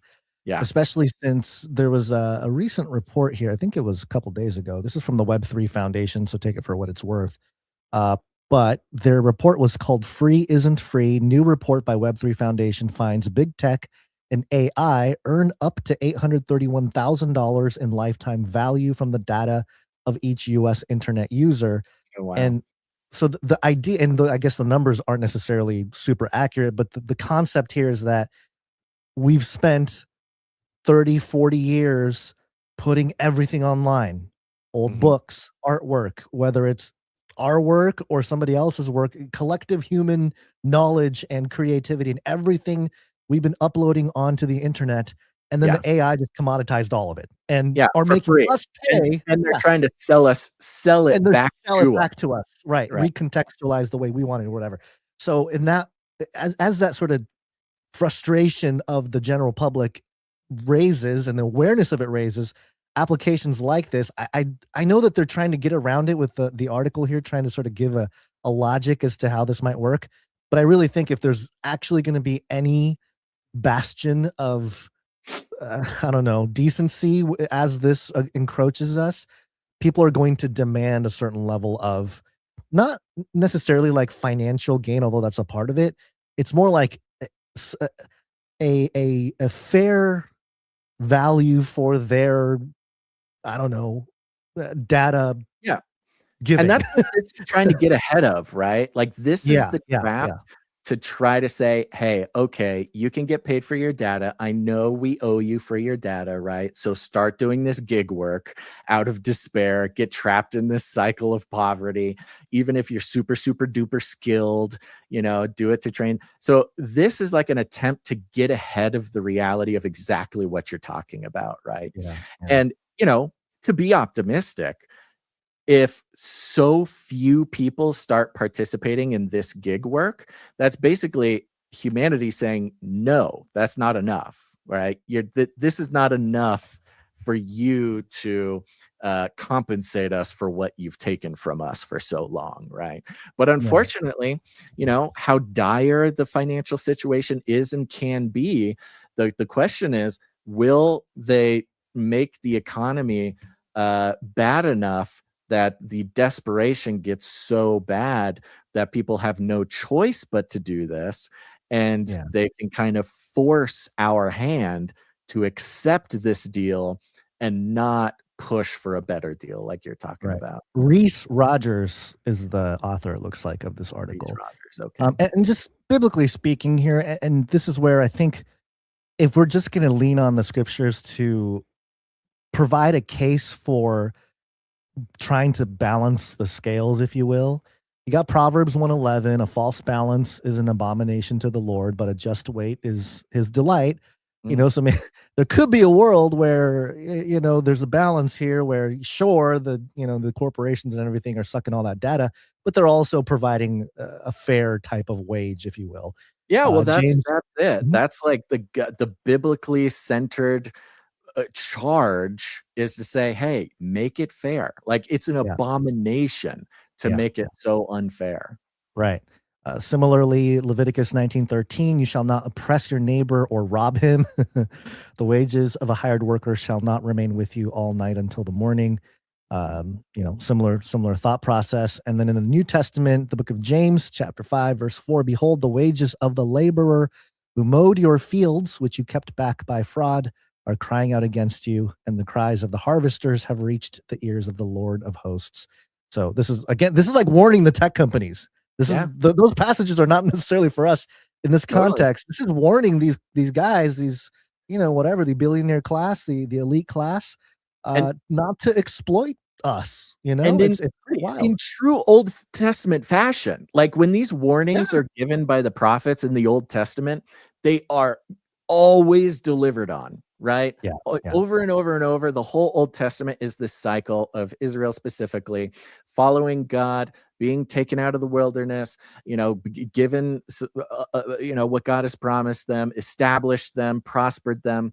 And then in that moment of prosperity, the Israelites turn away from God, begin extorting each other, abusing each other, forgetting the poor and the widow. And then the prophet comes along, these who are always very unpopular. Nobody likes the prophets. The prophets are always bringing these warnings that the government of the time, the culture of the time, they always hate what the prophets have to say. And the prophet comes in and says, stop what you're doing. Be fair. Watch out for, abusing people, the poor, the widow, the orphan. You're doing it bad. God's going to destroy you. And then they usually cast the prophet out into the wilderness, or they kill the prophet or something. And then immediately God's judgment is delivered specifically on the culture, on the government that continues the abomination of unfairness towards the most vulnerable, right? This is the entire cycle of the Old Testament.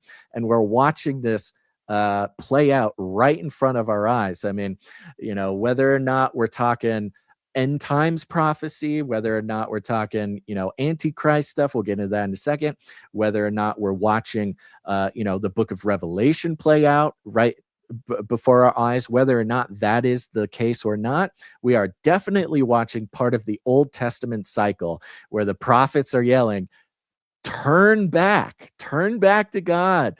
The way that you are treating people, the system you have set up, this will only end in God's judgment on your society. Once you start seeing that pattern too, it just repeats over and over again throughout biblical history and then throughout post-canon history. And one of the times will be the fulfillment of prophecies like the image and the mark and all that kind of stuff. But we do repeat this over and over again, almost as if there's archetypes that repeat almost over and over again. Like that's we have a habit. We talk about the Old Testament is this cycle of Israel's habits of turning from God and being punished and having to go back. But really, you look all through history, that is humanity's habits. That's the whole thing. That's the whole story. We just don't learn. Real quick, Basil, I'm looking at the clock. Let's make a choice. Do you want to do anti-tech extremism, or do you want to do Antichrist Let's save box. Antichrist. Yeah, we'll keep Antichrist the audible. I think this goes really well into the anti-tech extremism, okay? Because we just talked about the systems, the warning, the abuse, the abomination, the gig work, the desperation, the whole thing, I think transitions into the anti-tech extremism perfectly. Anti-tech extremism. Artificial intelligence. All right, this is coming also from Wired. Wired making the rounds recently. And I just love how they're carrying every piece of this like narrative. Yeah. Well, I mean, Wired hasn't been on our radar a whole lot recently, but I guess in the last they're week the or worst. so, They're awful. well, I know. Which is part of why I think it's so interesting that what they're putting out there is so relevant now to our context. Yeah. And I recall, I think we quoted the co-founder of Wired years ago. He's the one that was talking about how we're all going to be nodes on a network and, all that kind of stuff. Mm-hmm. Okay, so this is written by Daniel Boguslaw. Okay. From Wired.com. Headline is U.S. law enforcement warns of anti-tech extremism as AI hatred grows. Oh, no. And the subheading here is Americans stew over the learning risk of job-stealing AI and data centers in their backyards. The feds are raising the alarm about a new category of threat. Documents obtained by Wired show. And this is, again, I don't know, it takes about 10 minutes to read this, but we'll touch on some spots and comment. Yeah, I think we're good even in kind of the first half, I think. Yeah, that's what I was thinking too. In the wake of attacks on CEOs, a nationwide protest movement targeting data centers, and increasing concerns about AI job replacement, federal intelligence agencies and domestic law enforcement are circulating reports with a new domestic target in mind. Yay, new target, guys, new bad guys. Anti-technology extremists. Dun, dun, dun. You could put extremists in anything and make it sound like the bad guys. Yeah. More than 1,000 pages of unpublished reports from the Department of Homeland Security, FBI, and fusion centers obtained by Wired show a national shift taking place to surveil this new and worryingly broad category of people and activities deemed an emergent threat. I love that. This is it's a broad, it's this category of people is very broad. And as we're going to see, it's perfect because we all remember during the Biden presidency when Christians were considered the terrorists, right? Specifically, Catholics, they said traditional Catholics were terrorists, but Christians in general, those were the ones to watch out for. Okay. So watch out, Christians, they're watching you. And as we'll get into, this anti-tech extremism is such a broad term that includes the left, includes the right, includes Christians, includes Antifa, includes, we've always talked forever, like, don't get caught in this left-right paradigm, right? Because they don't. The elites know that the left-right thing is just a facade. It's just theater, right? And this, this piece of intelligence, this intelligence product kind of reveals what we've known about how they see us for a long time. And in this case, remember the people, the gig workers we just talked about who are so desperate. Doesn't matter if they're Christian, doesn't matter if they're Antifa. Everybody is going to be so affected by what we're moving into that anti-tech extremism could literally be anybody. I feel like I've solved the issue. They should just pay the anti-extremists, anti-tech extremists, and thank them for providing data for their robots and AI. They're hoping. That's what they're hoping for. That's like that's the little switcheroo. Because the work thing is also important. We talk about work and meaning and all these sorts of things. Who's the most likely to rise up against the government or blow up data centers. Data center is the unemployed, right? Yeah. Those who are unemployed are significantly there's no more. Their meaning and purpose becomes fighting the system, taking down the system. Right, and that's so the only thing left to fight because they don't have anything else to do. Every person that you can't convince that they are doing good, meaningful, creative work by strapping a phone to their head and tying their shoes 800 times is is a potential anti-tech extremist. So try to capture them, try to lock them in, and try to incentivize them early on, or else they might actually become dangerous to the whole system. Yeah. And again, they should just pay these people for the data they are providing for the intelligence agencies. This new effort follows President Donald Trump's National Security Presidential Memo 7, which instructs the Department of Justice to target anyone holding anti-American, anti-Christian, and anti-capitalism beliefs. Mm-hmm. That's a big. That's very, the umbrella is very huge on that, because you could be an American citizen and kind of have some issues with, I don't know, the way the government works or something, and you can be labeled anti-American. I mean, you and I are Christians, Basil. We could be labeled anti-Christian based on some of our views. Well, that's the thing. Yeah, the anti-Christian part of this is very interesting, because we all know there is a lot of Christians who are looking at AI going, is this the Antichrist? Is this the beast? Is this, inherently eschatological Christianity is going to be very skeptical of, the dystopian tech AI future. And so, but that's kind of a given in this. It's kind of a given that there's, the Christian side that's very skeptical of the AI, but then they come in with the anti-Christian, as if being anti-Christian would describe someone who wants to blow up a data center. It's so bizarre. It shows how wide and how broad the description is. Because you would have to, remember, this is a domestic surveillance program. If it's domestic and they're looking for people that are anti-American, well, they're American citizens, so how anti can they be? And then, so it just depends on how they're defining American, how they're defining Christian. I mean, if we disagree with Peter Thiel's Christianity, are we going to be considered anti-Christian? Yeah, it's just really exactly. It's very Even Peter Thiel gave his Antichrist lectures, right? He's like, hey, I'm a Christian. Let me tell you about Antichrist. And his whole point was that Antichrist or Antichrist spirit are people who are fighting against the AI takeover. He says we must stop the Antichrist by building our own AI dystopian beast system, right? That was the whole weird bait and switch of Peter Thiel saying, if you're against AI, then you are Antichrist. So we have both the Christians who think that tech might be a version of Antichrist, and the anti-Christians, all swept up in this net of anti-tech extremism. Unbelievable. Earlier this month, Trump's counterterrorism czar, Sebastian Gorka, released a public counterterrorism strategy claiming that left-wing extremists are one of the 3 top counterterrorism priorities facing the United States. Okay. All right. So they're expanding that. It's not just leftists now. It's all the others. Taken together, these Trump administration directives have commandeered the domestic surveillance apparatus to surveil and criminalize speech and assembly that challenges the ideology of the White House. Notice how it's all about Trump, right? Oh, yeah.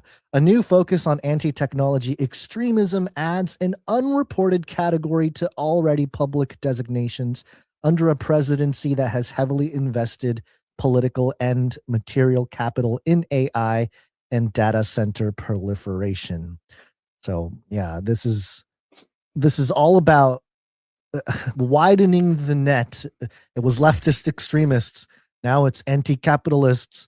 It's anti-Semitism is part of this too. They don't mention it, I don't think, in this article, but that's been part of the conversation of people that need to get in line. And also anti-Christian, anti-American. I mean, so basically, you got to be a bootlicker basically to survive this whole thing. I mean, you can't have any opposing opinion, or you're just an extremist now. Right. They even include later on in the article, they talk about, because of course data centers going up all over the place is a big concern, and there's a lot of success in blocking construction of data centers in various states.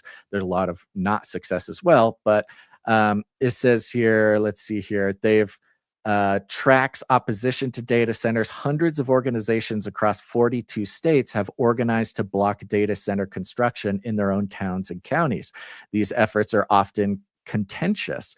In California, Illinois, Indiana, New Jersey, Oklahoma, Wisconsin, state and local police have removed or arrested speakers at town halls who criticized data centers, in one case before they were even allowed to speak. So in a similar way, where we saw during the Biden administration, parents showing up at school board meetings saying, hey, I don't want all this trans stuff in my first graders class or something, getting arrested and considered domestic terrorists for speaking out against, in school board meetings.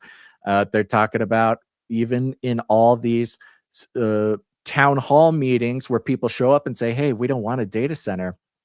Simply for not wanting a data center, they are being arrested and labeled tech terrorists, things like this. Yeah, they catalog some companies that are working with the government to monitor social media. And as this says here, there's one called Site. This is a quote. Site is a for-profit private intelligence firm that monitors social media for its law enforcement customers. It promises to do an incredibly difficult, if not impossible job, consistently mining social media written by anonymous posters, full of in-jokes, slang, different languages, vagueness, and so on, to deliver credible information that can predict threats. Reynolds says, quote, instead, this type of activity tends to focus on people's views about things like policing, abortion, economic inequality, vaccines, and other hot button topics of the day. By narrowing our OSINT focus exclusively to communities with a proven link to real-world harm, even trolling remarks have an informative value, demonstrating sentiment within a community toward a target. In our reports have shown a notable spike in online threats advocating for sabotage against data centers, which is a true cause for concern. Rita Jets from the site tells Wired in an email. So yeah, I mean, even just reading sentiment analysis is such a important part of if you're doing any kind of social media analysis, what you're really doing is sentiment analysis. You're looking at the sentiment of the group, and you can probably measure, I don't know what ways vibes, doing it, man. It's all the vibes. vibes. Yeah, they can measure the vibes, and then of course, the vibes will feed into the physical consequences, whether it's a protest or throwing rocks or Molotov cocktails at a data center or something like that. Sets the tone for the response from the FBI or whatever, because suddenly, yes, it sets the tone, which then heightens the risk of actual posting against data centers, where before it might just be like, oh yeah, this guy doesn't like data centers. But if it's like the vibe is like, oh, the natives are getting restless, then it becomes more applicable to take action on someone who just says, I don't like data centers, Now, the way they start to profile the anti-tech extremists is pretty alarming as well. It says here, the zeroing in on anti-tech activity by federal agencies is evident in an invitation to a lecture by extremism researcher Mauro Lubrano circulating in fusion centers across the country. They keep saying fusion centers, by the way. This was a weird part about this. They keep saying fusion centers, which seems to be just another name for data centers. Yeah.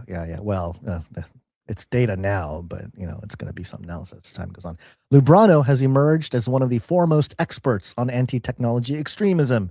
He is the author of Stop the Machines, The Rise of Anti-Technology, which describes three main strains of newly minted threat matrix: insurrectionary anarchists, eco-extremists, and eco-fascists. Oh. Lubrano's book identifies followers of Unabomber Ted Kaczynski, German anarchists, Mexican eco-extremists, and far-right fascists in the Terrogram Collective as distinct but aligned components of an emerging tech extremism movement. Love it. You got the anarchists, you've got the far-right fascists, you've got the eco. It's bringing people together. Look at this. This is bringing all the different factions of extremism together under one umbrella here. It goes on and talks about it. Now, I do want to mention before we run out of time here that we did interview somebody, Basil, way back in the day. His name was Dr. Hugo de Garis. And I just emailed him today to see if we can get him back on the show because his work was so relevant. He wrote that book called The Artilect War. You've heard us rant about it in the past if you've been around. If you haven't, Dr. Hugo de Garis, I think this interview is from 2014, if I'm not mistaken. Yeah, here we go. April 2014, The Artilect War with Dr. Hugo de Garis. Basically, he outlined this scenario where you're going to have these cosmists who believe that using AI and technology, we are not just building gods. Mostly we're going to build a god. We're building God on earth, basically, through this. Which is a totally normal thing for people to think these days. Nowadays, yeah. I mean, back in the day in 2014, people were thinking, what sci-fi novel are you writing? But really, he saw the writing on the wall, and that's why we felt so kindred when we were talking to him. It was like, oh, we get it. And so that's one group, the cosmists. And one could argue the current upper elite tech class, they are the cosmists. They want to build this deity out of AI and technology. There's another group called the Terrans, and their job or their desire is to maintain humanity. They're the bio people. They're like, no, let's stay human. Let's defend humanity the way we are. I mean, we're valuable the way we are. We don't need this change. And there's a third group that's a little bit, it makes the whole thing very contentious, and that's the cyborgists. And they're kind of rogue. They're a mix. So some cyborgists, meaning that they will merge with the machine. Some cyborgists will be all about the cosmist agenda because they're like, hey, I want to be God too. So I'm going to go with the cosmists, and hey, I'm going to ascend with the machine to godhood. The other side of cyborgists will be more with the Terrans, and they'll say, yeah, we're going to enhance ourselves, with the technology that's available, but we're not trying to be God or gods over here.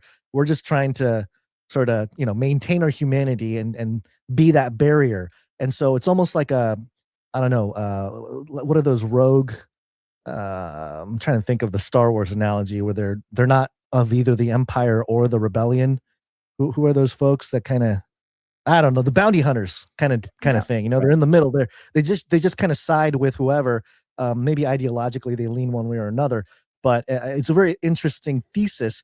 And the way I read this article from Wired was really the rubber meeting the road of that type of political factions starting to really create itself, and not because now that the federal government, the feds or whatever, they are cataloging this as a group. I mean, we're pretty far down the rabbit hole when it comes to this developing, and because you could just say Terrans, like anti-tech extremists. What do they want? Well, they don't want tech to completely take over. They don't want to sacrifice their humanity, basically. And really, that's what's underneath all this. They're making it sound like they're just evil neo-Luddites. And that's another phrase. Did they use the word neo-Luddites in this article? I forget. I didn't see it.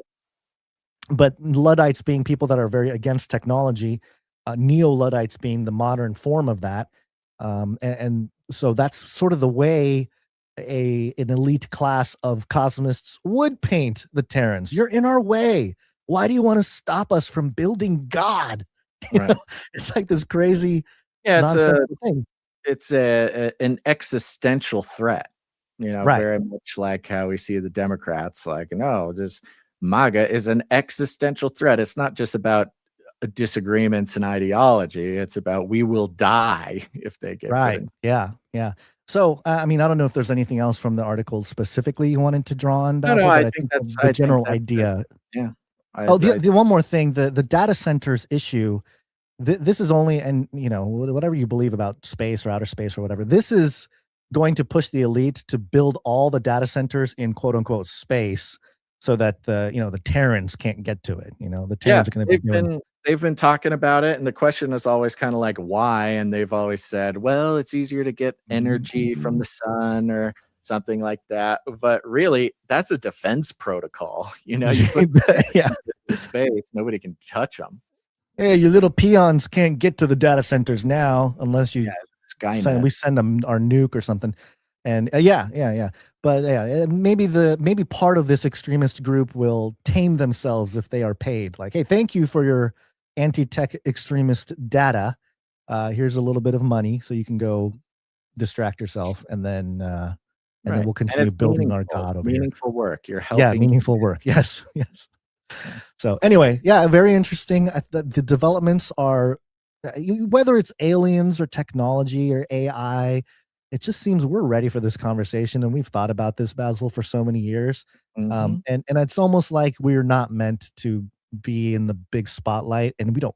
You and I have talked about this. Probably we don't want to be in the big way. spotlight. Yeah, it's probably better to Happy. maintain a level of I don't know, common sense when it comes to all this, because a lot of it is getting a little bit out of hand. So yeah, appreciate all of you for being here, alongside with us in trying to stay as grounded as possible, because it is getting a little bit crazy. So yeah. And of course, each and every one of our producers is playing an essential role in that too. And it's always a question. We're always a little cheeky about it when it comes to New York Post doing full articles based on people's podcast episodes that we talked about 10 years ago. But we're just right where God wants us, and we're happy. And we couldn't do it without our producers.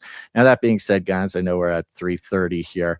We do have some producers came in under the executive producer level that we could thank over the last 7 days. We could save them for Monday if you got to zoom out here, or well, I think if I'm out of here I got 7 minutes, Basil. Okay, we can do 7 minutes. Here we go. We want to thank these producers. They came in under the executive producer level, but we love them very much. Starting with producer Rebecca T. Rebecca T, thank you. Rebecca T came in twice over the past 7 days. Came in once for 5432, and came in for 2345, 2345. Wow, she's having fun with those numbers. I love it. Yeah. And Rebecca T is on a 27 episode streak. Yeah, she is. I know we have still not shattered that highest and hardest glass ceiling, but someday someone will. There you go. Firmament bust. Next up, we got producer Marty Not Sir K, who came in for $40.77. Marty Not Sir K, thank you. And Marty Not Sir K sent a text message that says, just sent a little extra love gift in deepest gratitude and appreciation for you. Dearest brothers, I encourage you to make it a short show. This came in on Monday, Guns. Make it a short show, or even take the day off. I got to take the day off.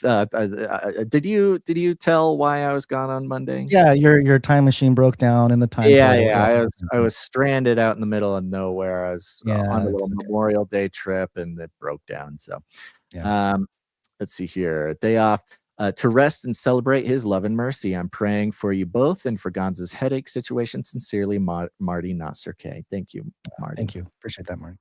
MVH Truth came in and joined the supply drop at 3333. All right. Thank you, MVH Truth. Go to canarycrysupplydrop.com, folks. That deadline's coming up. Joel V came in and produced for 3333 plus fees. Hey, there you go, Joel V. Illuminatus. Joel sent a bit of a long message here, but I can blast through it. It says, hello, brothers Basil and Gons. Producer Joel V here. After last Wednesday's show, low donation numbers, I just had to chip in an extra pocket full of threes plus fees in addition to my monthly donation. I hope it helps. God bless you guys. I love that God was speaking to a handful of people here to come in and produce after last week's sadness. I hope it helps. It does help. I urge all listeners to donate any amount and level up to producer. That's right. Get demooched, folks. You'll get that bonus of the supply drop too. With the recent mention of Demon Hunter and Christian metal, I'd like to mention a podcast that I helped produce for those of us that like our CCM, that's contemporary Christian music, hard and heavy, Midnight Metal Monastery. Okay, podcast called Midnight Metal Monastery. Midnight Metal Monastery is where faith meets fury, a sanctuary for those seeking spiritual depth and heavy riffs.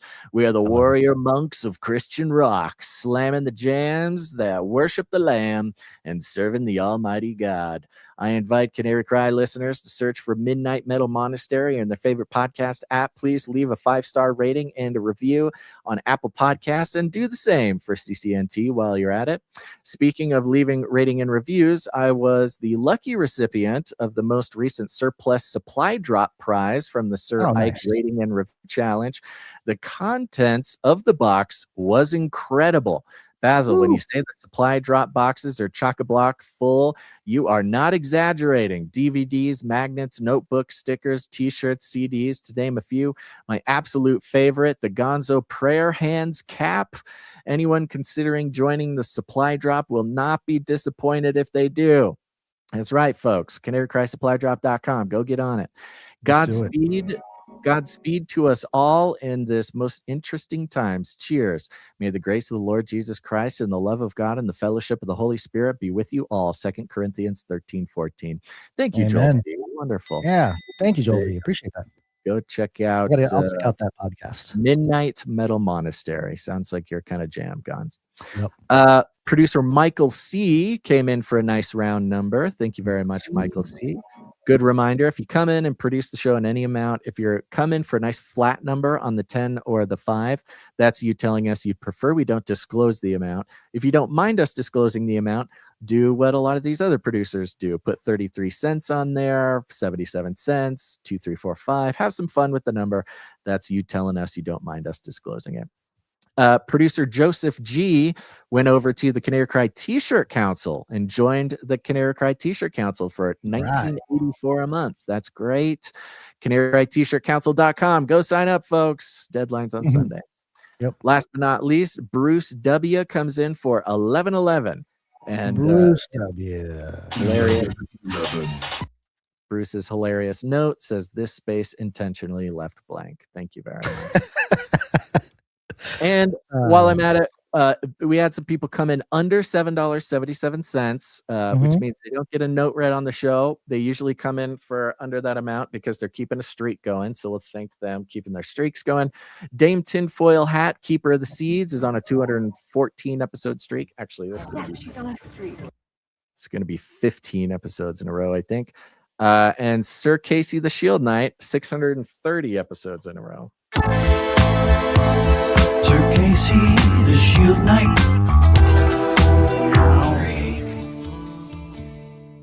All right, we're going to get out of here in just a moment, but of course we have some producers to thank who come in with their time. They help us with their skills.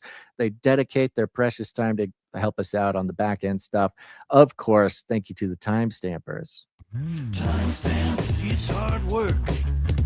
Timestamp. Jade Bouncerson, thank you for doing your timestamps. Appreciate you so much. Bouncerson, God bless you. A big shout out to the Canary Cry Tech team. Thank you guys for that. Thank you to Jam for heading up the Telegram channel. Thank you to Adam42 for heading up the Discord channel. You can join the Telegram channel, the Discord channel, or canarycry.community. Get connected with other Canarians. It'll improve your life immensely. You just go to canarycry.party to find all those links. Thank you to Joe for the feedback. Thank you, Sir Clank, for doing everything for us. Yes. Sir Clank and Nephius. And of course, thank you to Sir Ike for doing everything you do, folks. One last reminder for Sir Ike there. Go over to cagerattlercoffee.com. Again, deadlines on Sunday. Any 12-ounce bag or more that you order of the best coffee in the world, Cage Rattler Coffee, you're going to get a bunch of gold that comes with your coffee bags. You just can't. There's no better deal. Other than that, share the show, folks. Share it with your friends. Share it with your family. We call it Rattling Cages, and all you got to do is walk right up to them, grab them by the cage, and then you shake it. The end of the world occurred pretty much as we had predicted. I want to shake things up, stir up some controversy, rattle a few cages. Hey, stop that! You'll never silence me. I'm the last angry man, a crusader for the little guy. Leave the bird alone. Never. Rattle a few cages. Rattle a few cages. Have every opportunity to improve. And if they don't? Ask Noah. There you go. Just ask Noah. Make sure to hit the like button, folks. Share this episode wherever you are. And Gons, do you have any last words? Yeah, Face Like the Sun Patreon first Bible study will drop on Sunday, and we're gonna look at the introduction to the whole idea of archetypalism, but also do a little analysis. I think each week I'm going to do an archetypalism in action, doing a current event and a historic label of the man of sin, and we'll break it all down. So great. Sounds great. Go check it out. Face Like the Sun Patreon channel. All right, folks, we'll be back on Monday with another Canary Cry News Talk. I will be live tomorrow for Canary Cry Clubhouse. Keep an eye on your text messages for that. Of course, text the word Canary to 877-740-3226 to get your text alerts for when we go live. And other than that, folks, make sure, thanks for tuning in to this episode of Canary Cry News Talk. Make sure to tune in next time. But until then, take care.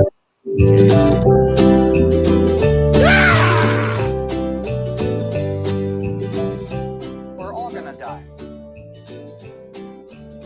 This is not about freedom or personal choice. Do not come back, you Nazi psychopaths. Remember, reality is an illusion. The universe is a hologram. Buy gold. Bye! Value for value. We take no money from corporations, commies, or cartels. Canary Cry.